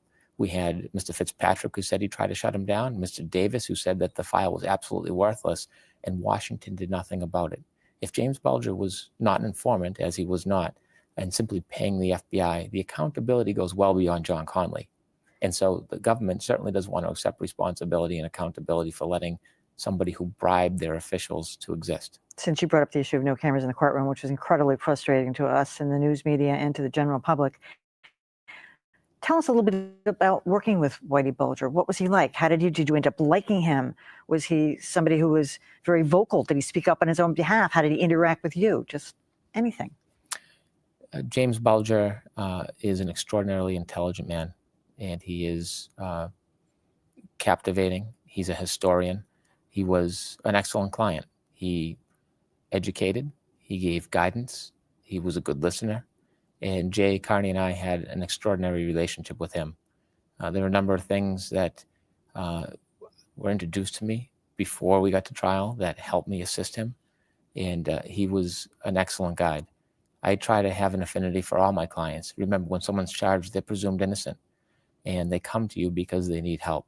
And when you tell them, I'm going to treat you like a family member, you treat them like a family member. And if my brother is going to call me at 2 o'clock on a Friday night, I'm going to take the call. And James Bulger is no different than any other client that Jay and I had ever represented, and no different than a family member once you represent him. He's 83. Was he completely cogent, lucid? Did he show any signs of illness or?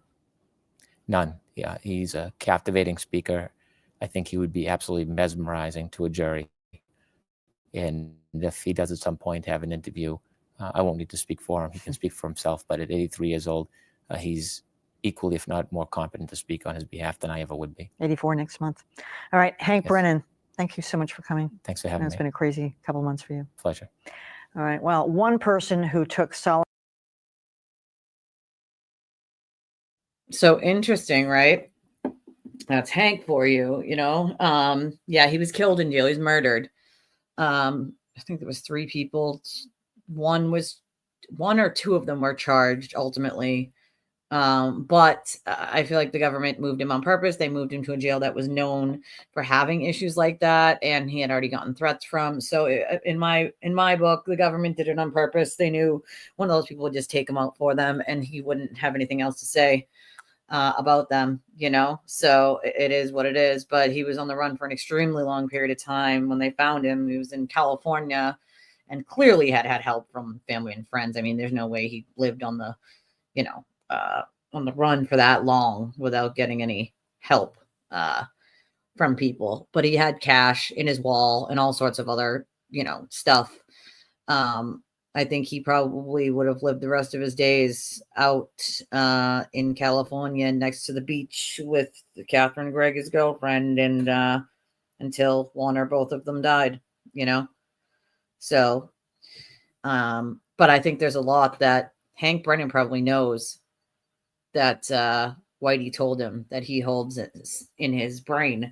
And I would really love to get an interview with Hank Brennan when this is all over with. And I intend on trying to get an interview with him by sending an email to his office to see if he'd be willing to speak with us and not mainstream media, since mainstream media has helped push this awful conspiracy theory and has hurt so many people.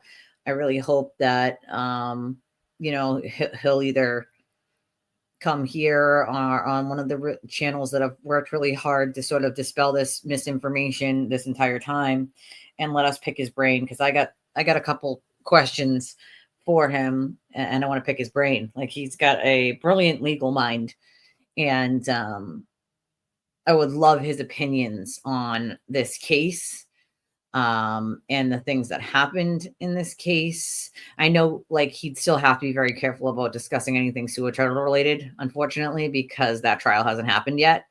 But I would still love to hear about this case specifically, like Karen's case and the PR campaign, the attorneys, the judge. I would definitely love to have an interview with him, and I'm going to attempt it.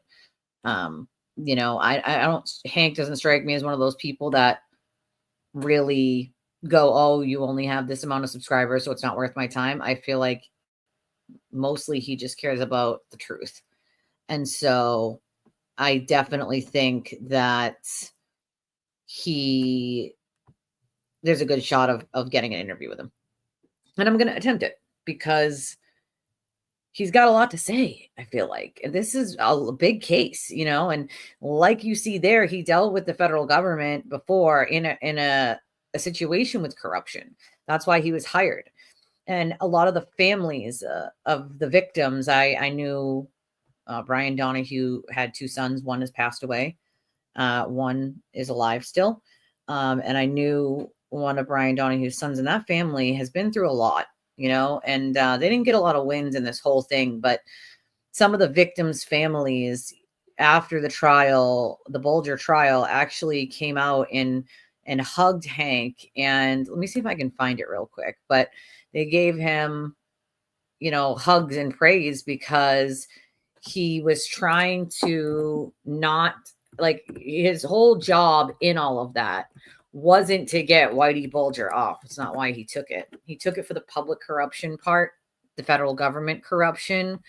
And so that's the part that he came in to do, and he did it. And so the families were grateful that he was exposing what the government allowed to happen to their loved ones. And he got, hugs and thanks from Bulger's victims' families. And it was a sight to see. Something like that you don't normally see. You know what I'm saying? Like, you just don't normally see something like that.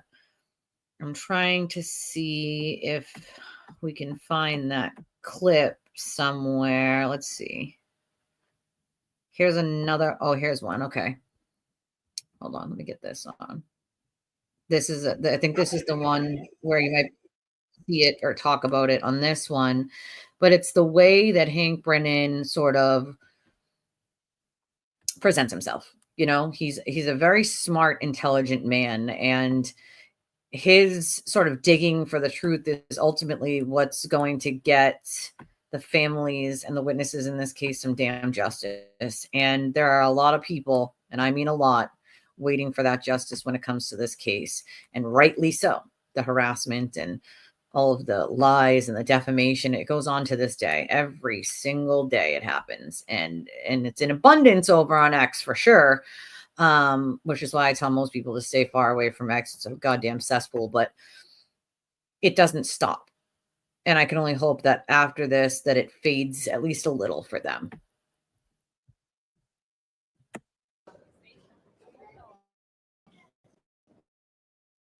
Hard to hear some of it for a second. I say next question. We got your reaction to the verdict today. Just tell us what you think. Reaction to the verdict. I'll defer to my counsel. Jay Carney and I showed up in June after looking at this case and working on it for some time. And we thought we were going to expose a little bit of government corruption. Little did we think that the government would expose more corruption than we ever could have.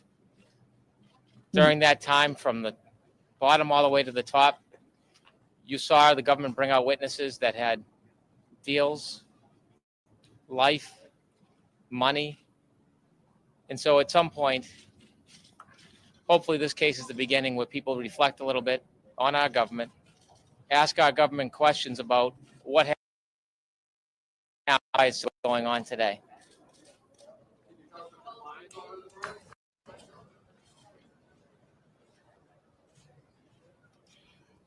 Jim Bulger was very, very pleased at how the trial went, and even pleased by the outcome. I don't think he expected that 9 times the jury would come back and say not guilty or not proven. It was important to him that the government corruption be exposed, and important to him that people see firsthand the deals that the government was able to make with certain people. With that as what he was looking for from a trial, he's very pleased.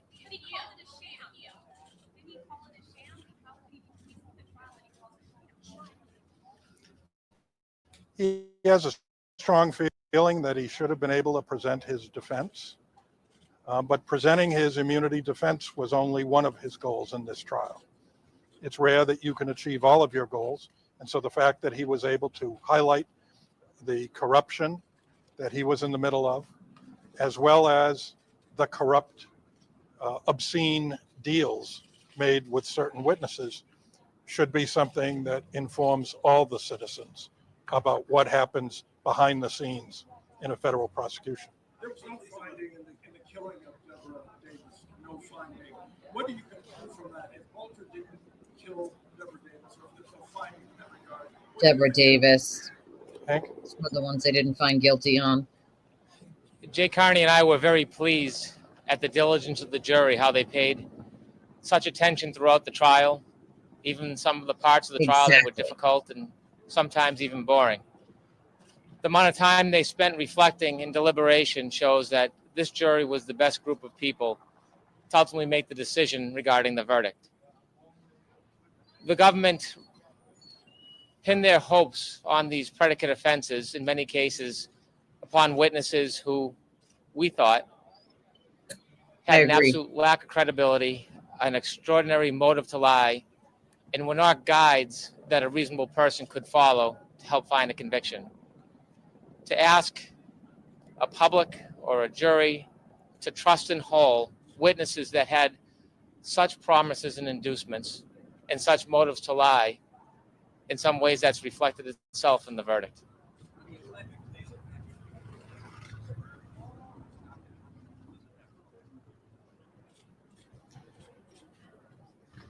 I'm pleased to be a criminal defense lawyer, and I'm proud of what Hank Brennan and I did in this trial, what criminal defense lawyers do every single day in this court and in the state courts.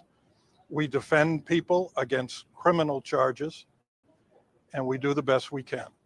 There were a lot of sacrifices made by the trial team, a lot of sacrifices made by Hank's family and my family. No, I'm sure. That allowed us to represent James Bulger in this trial.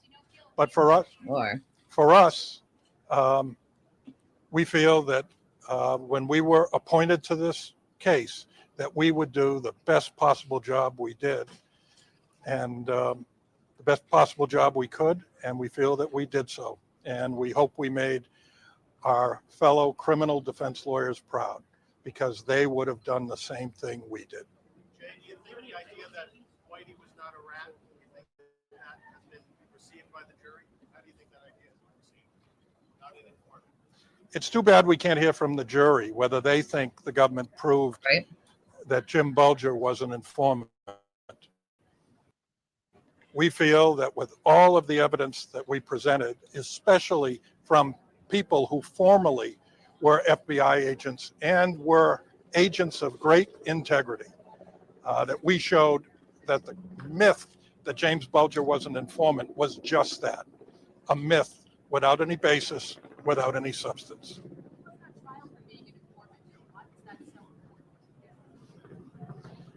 It was important to us to show that he was not an informant, because if he weren't an informant, it undercut the credibility of every witness who said he was. And that's why it was equally important for us to present that at the trial. Oh, we know, and we know. I'm from here, so believe you me, I know.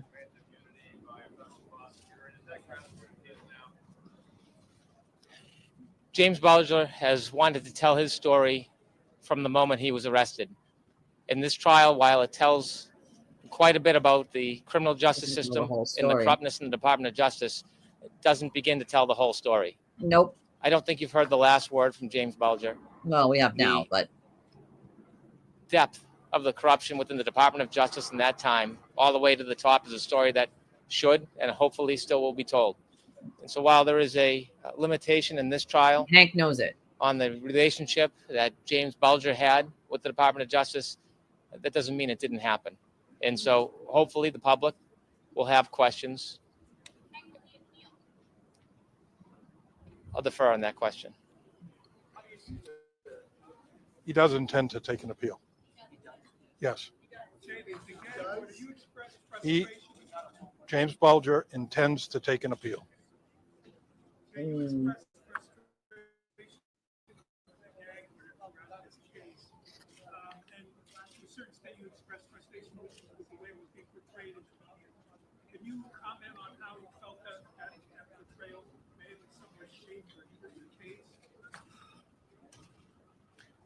I think the local rule that prevents contact with the media and others once a trial begins is overly restrictive. Yep. That's particularly true I in the agree with federal court, federal government. where there aren't cameras in the courtroom. Ridiculous. I wish that every citizen who wanted to would have been able to watch this trial on television We should be able or to. on an iPad That's the difference. or on a laptop. They would have Public seen trial. things that would educate them about the federal government, that would amaze them, shock them, appall them, Mhm. and just make them realize there has to be changes. When the cameras can't be in the courtroom, then it's incumbent upon lawyers to be To able tell to it. come in front of the courthouse and speak on behalf of their client. Because the mainstream media ain't It's going to do very it. frustrating, and I hope that the rule will be changed. Yeah, and as we know, it hasn't been. So, public trial, the federal courthouses. I think the use of informants is a dangerous practice. The government will offer people, to do in their dirty work. essence, bribes, Yeah, not by money, but by something more valuable, freedom. freedom. And if they offer enough freedom to certain witnesses, I guarantee they will say anything, Anything. Of whether course it's they the will. truth or not the truth. Of course they will. It's common sense. This seems like it's off a little by a couple seconds. The criminal forfeiture laws allow the government to seize items that were obtained or maintained by illegal proceeds. Pure gifts to the defendant, as this ring was, are not forfeitable by a criminal forfeiture action. So the government didn't even pursue it. How can a man who facilitated and benefited from corruption his whole lifetime now be glad to see I think at the end of a person's There's life, no record, though. when There's people no think record.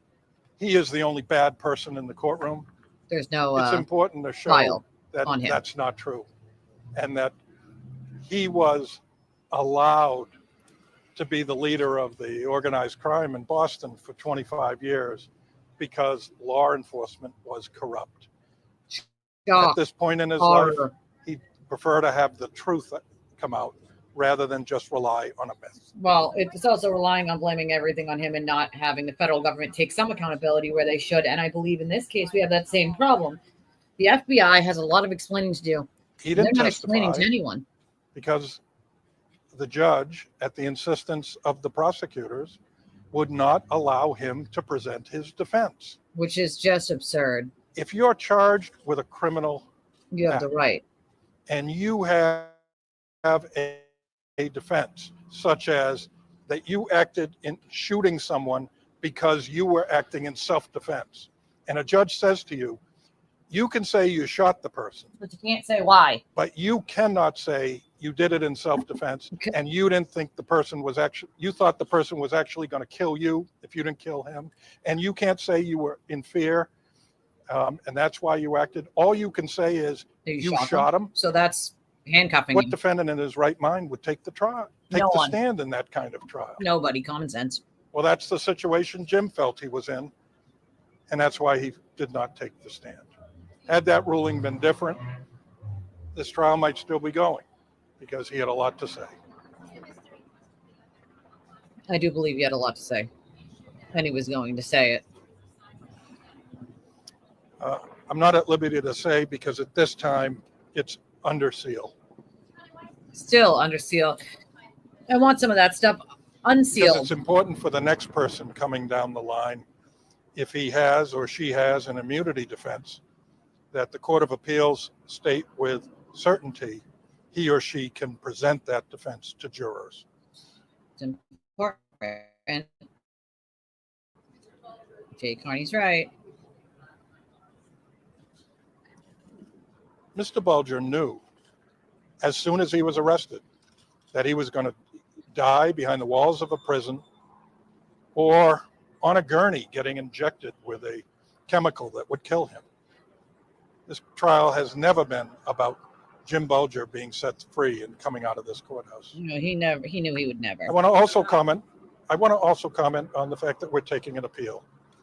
This was an extraordinarily difficult trial. I'm going to skip to the part I'll where let Hank comes in Mr. again. Brennan say. I'm sorry, I didn't hear the question. Jay Carney said the trial was never about him getting free. He knew he was going to die behind the walls of a prison or on a gurney. So if it wasn't about getting free, what was the trial for him?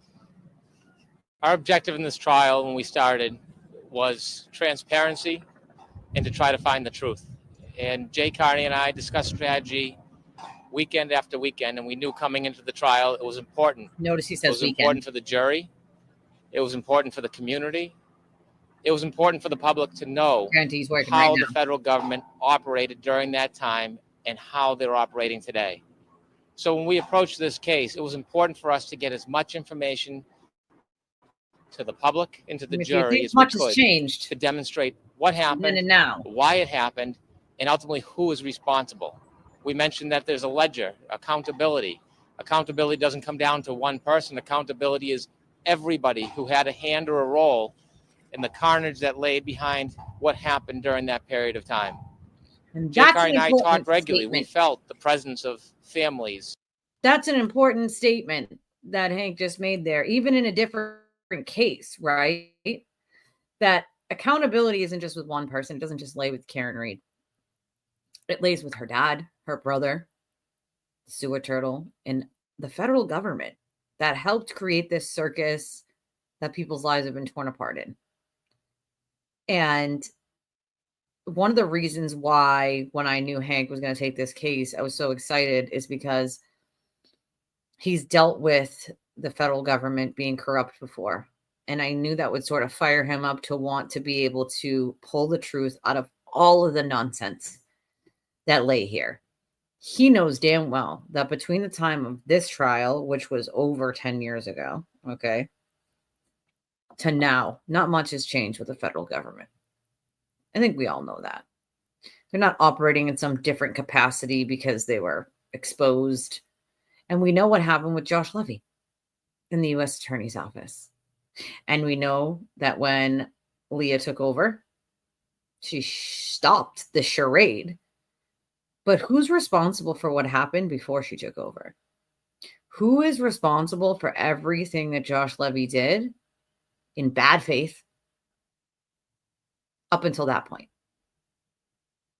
The federal government has a responsibility to the families, the witnesses, and anybody else who's been willing to speak the truth and has been harassed into oblivion because of it. The federal government has a responsibility to explain what the actual F they were doing, why, and to fix it the best they can. If that means coming out and saying, hey, in bad faith, we did something we shouldn't have done, and we don't agree with what Joshua Levy did or how he did it, then why can't they just say so? I'll tell you why. It's to save their own ass.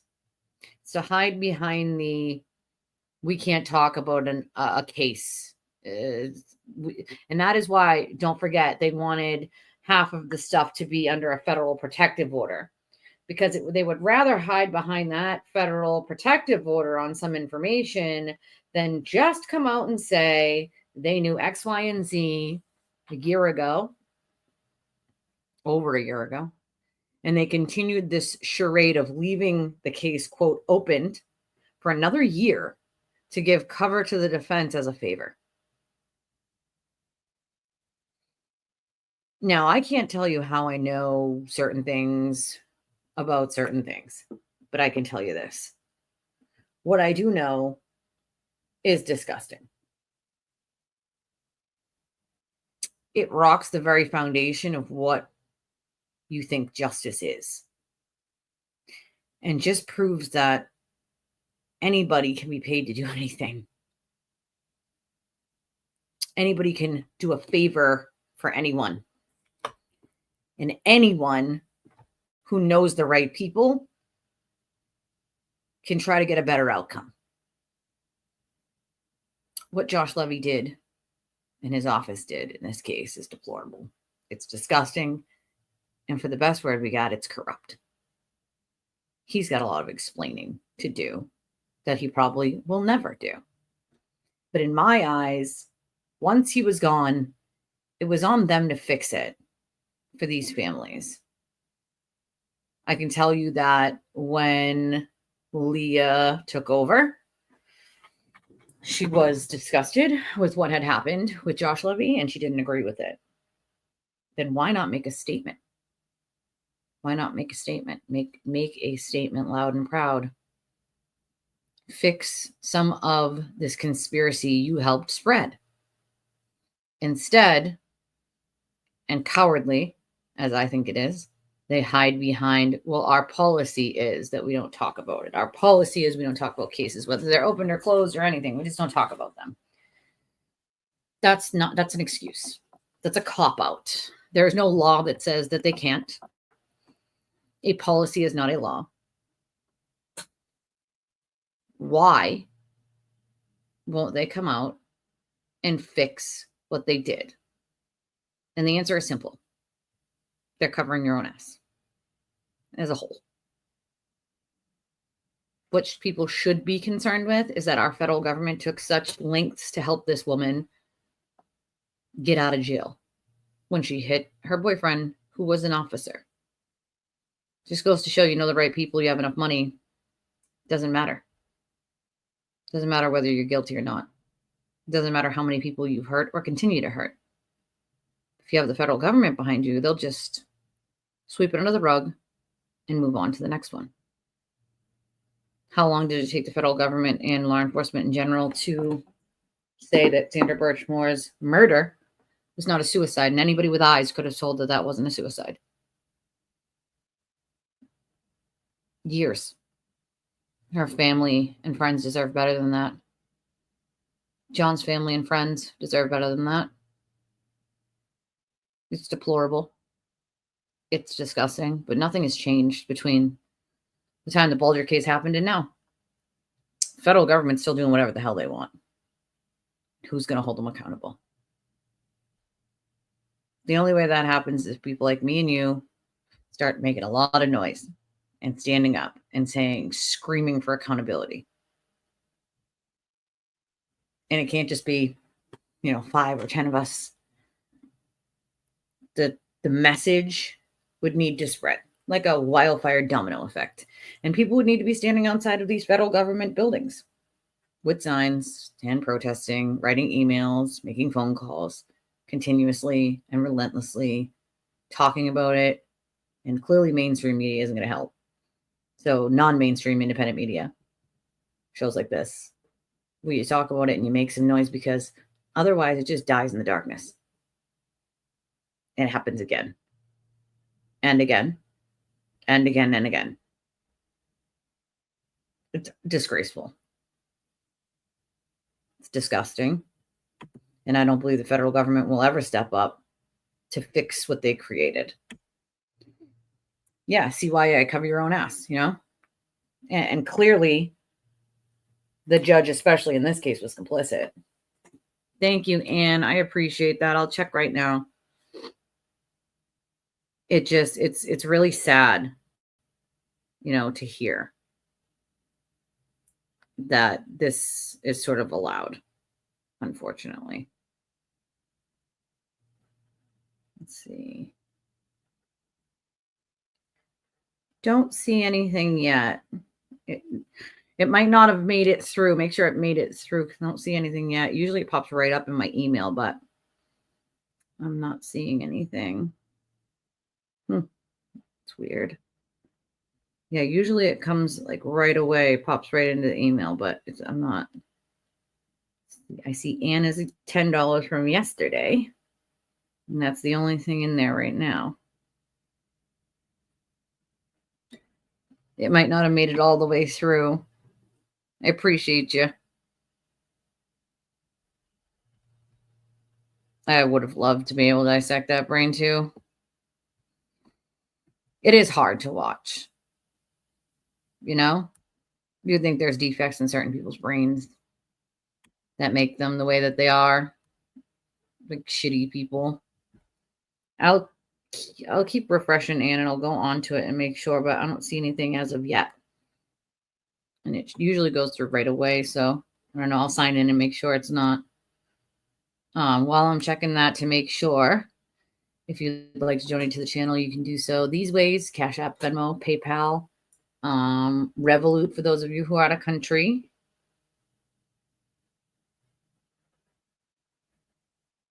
And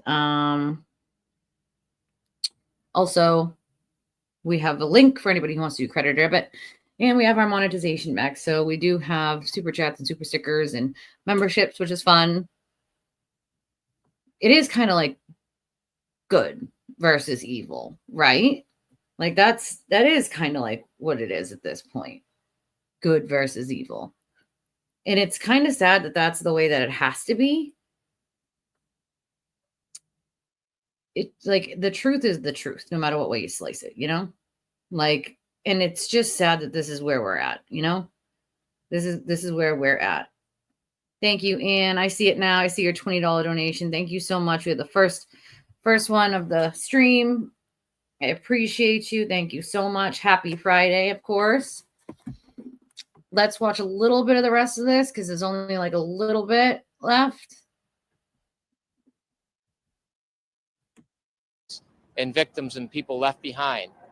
And it was a unique opportunity that we could cross-examine witnesses, attack the untruths, and to be as bold as we could during this case to get answers for people that have deserved answers for decades. People who have been deprived of the answers about what happened to their loved ones and why it's happened.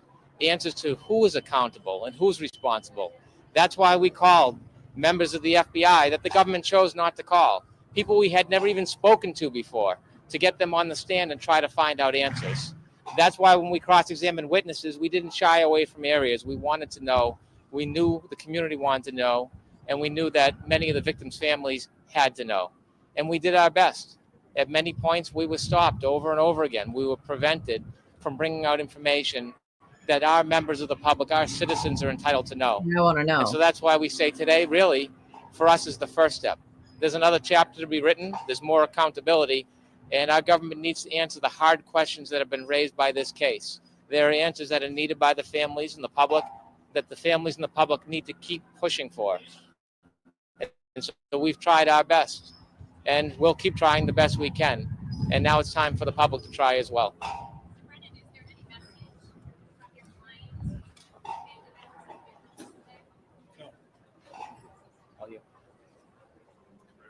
No. And speaking for myself, I will take one further question by someone who has not asked one yet. Officer, It's definitely you very, have a question, sir?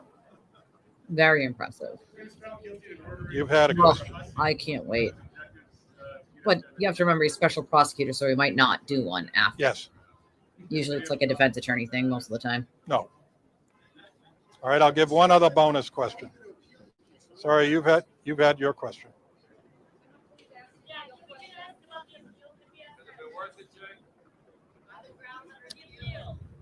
Has it been worth it?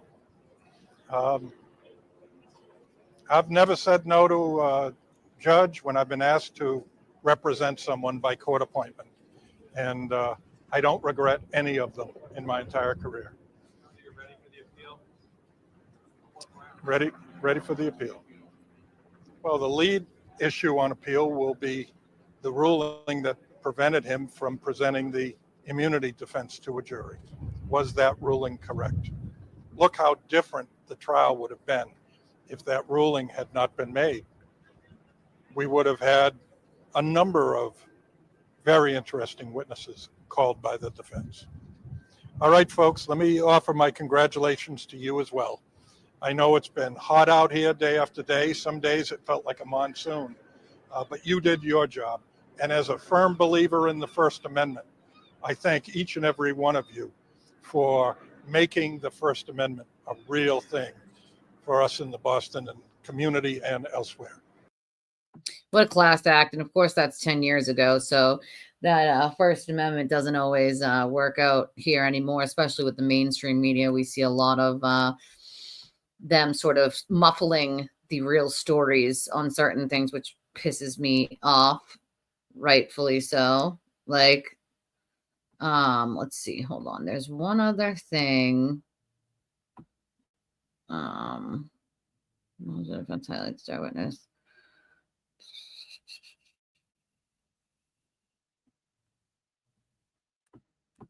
There's one, I can't seem to find where it is, but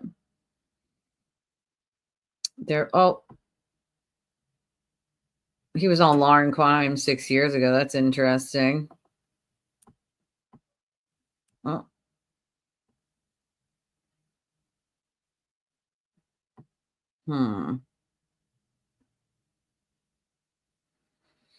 That's when they did the movie.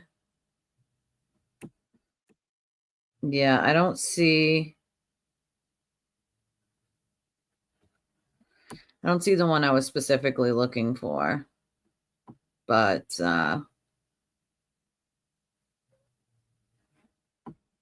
there's one where you can sort of see in the background the victims hugging Hank and thanking him. And then one of the reporters comments on it like, hey, some of these the victims' families have thanked you. That's something we don't normally see. And I can't seem to find that clip. I'll find it for you guys a different time. I just scrolled and scrolled, but yeah, I mean, Lally did the best that he could do.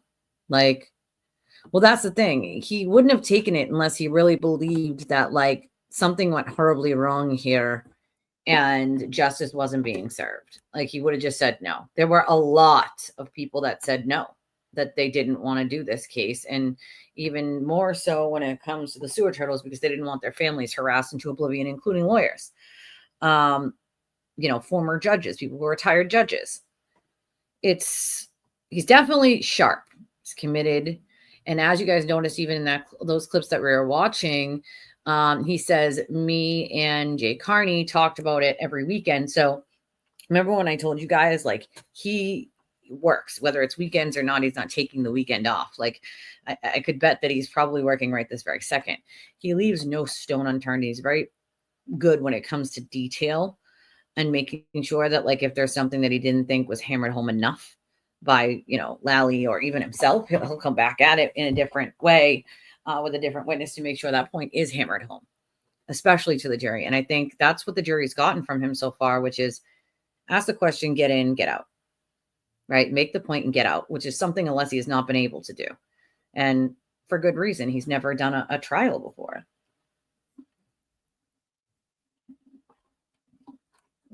I do think that if it was a hung jury, which I don't think will happen, that he would do it again. I would hope that if he's done with this one, that the DA's office keeps him employed as a special prosecutor and asks him to help out Cosgrove in Aiden's case, because I don't know how you can have a man like Cosgrove who's, completely like almost computer illiterate, online pretty much illiterate, basically what he tells the court anyway. Doing a case that has to deal with 99% of online stuff and behavior, and that is constantly, and I mean constantly, as in every single day, gaining more and more information and things against the defendant in the case by his own admissions and words online. It's like you can't have somebody who doesn't know the internet, doesn't know how to download clips, doesn't know how to, like, you know what I'm saying? Like, doesn't know how to do any of that, doing a case that revolves mostly around the internet. I just don't understand it. A long time ago, there should have been an office of the special prosecutor. There should have been a multitude of other people helping Cosgrove, and that's just not what we've seen thus far. Mello is sick. He has cancer, so he's not able to do the things that, should be done. And even that, I think he's way out of his league. I think he's a great person. I think Mr. Mello is a great person, but I think he's extremely way out of his league when it comes to this case and having to deal with it. I do think, though, that the prosecution in the sewer turtle case is holding on to stuff. I think they're holding on to stuff. I think that there could be many charges for him to come, many. There could have already been many. I think it's a mistake that they haven't charged him with them yet, because that has allowed more people to get hurt, and people to get hurt for longer periods of time because they didn't. And I feel like that's also a burden that they need to bear as well. And they need to come to terms with the fact that because they didn't do X, Y, and Z, more people got hurt, and people got hurt for longer periods of time that wouldn't have, when he could be sitting in a jail cell right now and not able to hurt anyone. So I think even in that case, they've made some serious mistakes when it comes to not charging with certain things that they haven't charged him with yet. And I'll tell you, I've told you guys many times, like a lot of his victims will come to me with evidence, and I direct them to law enforcement. Like, that's where you should be bringing this information to. And, some people are afraid. I don't blame them. Like, I think Hank has proven them at this point in the trial. She definitely has to be found guilty of at least drinking and driving. She admitted it herself. So if you can't find a jury with these people to convict her of even the drink and driving, then I would start being suspicious of the fact that there was a plan on that jury, because she herself said she shouldn't have been driving and that she doubled up her shots. It wasn't strong enough, right? Like, oh yeah, the PR machine will always keep churning it out regardless, like, I think he got this as well, Scorpio Moon Girl. I think he's got this 100%. Like, the conspiracy stuff, it gets me, like, at this point, everybody and everything's a liar except Karen herself, which just isn't logical.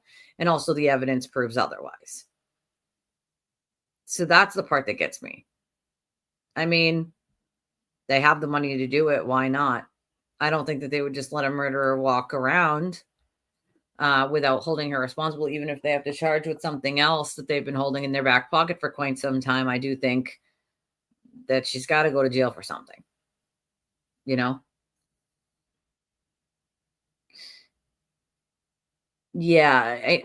Lally has a very monotone voice, uses the same 3 phrases over and over. It sort of gets to the point where you tune him out almost the way you tune out. I was able to follow him, but like, I did find myself sort of tuning out a little bit, not as much as Leslie by a long shot, but the monotone and the same 3 phrases start to get really agitating after a while. Imagine sitting there for 8 weeks or 9 weeks doing that, like, just that's just, I mean, it's already virtual torture having to do it with Alessi. Like, it is the DA's decision. And then they are definitely trying to oust Morrissey in the next election. He's been the DA there for years. I honestly think it needs a change. Norfolk County definitely needs a change for sure.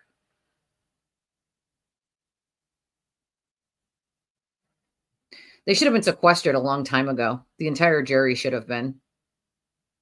The first trial, the second trial, there should have been a gag order. I think it's a mistake. But again, Massachusetts does not like to sequester the jury. They feel like they're taking their, their rights, which I totally understand. But at the same time, I mean, come on, man. Yeah, weak, poor Karen. Weak paws. They're weak paws, guys. They're weak paws. No updates on that yet that I've gotten, at least. Yeah. No updates on that. But we do have this wonderful clip of Peggy telling us what she sort of thinks about this whole defense conspiracy theory and how ridiculous it is. And it goes something like this.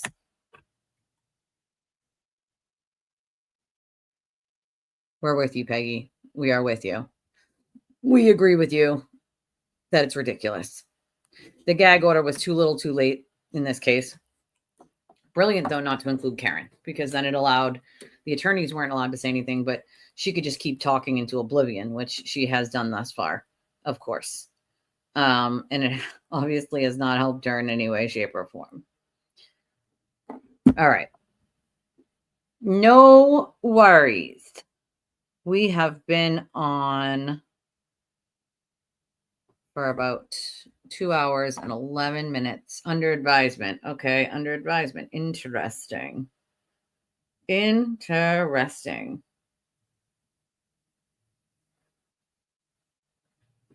Yeah,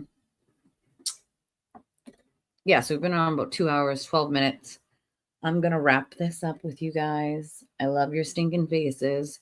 We don't have a show tomorrow because tomorrow's Saturday. It's like my only day off. So there's no show tomorrow. There will be our normal Sunday show. And I haven't really figured out Monday yet. Monday is Memorial Day. It is a holiday. There will not be court until Tuesday. But I'm still figuring out if and when we will do a show on Monday.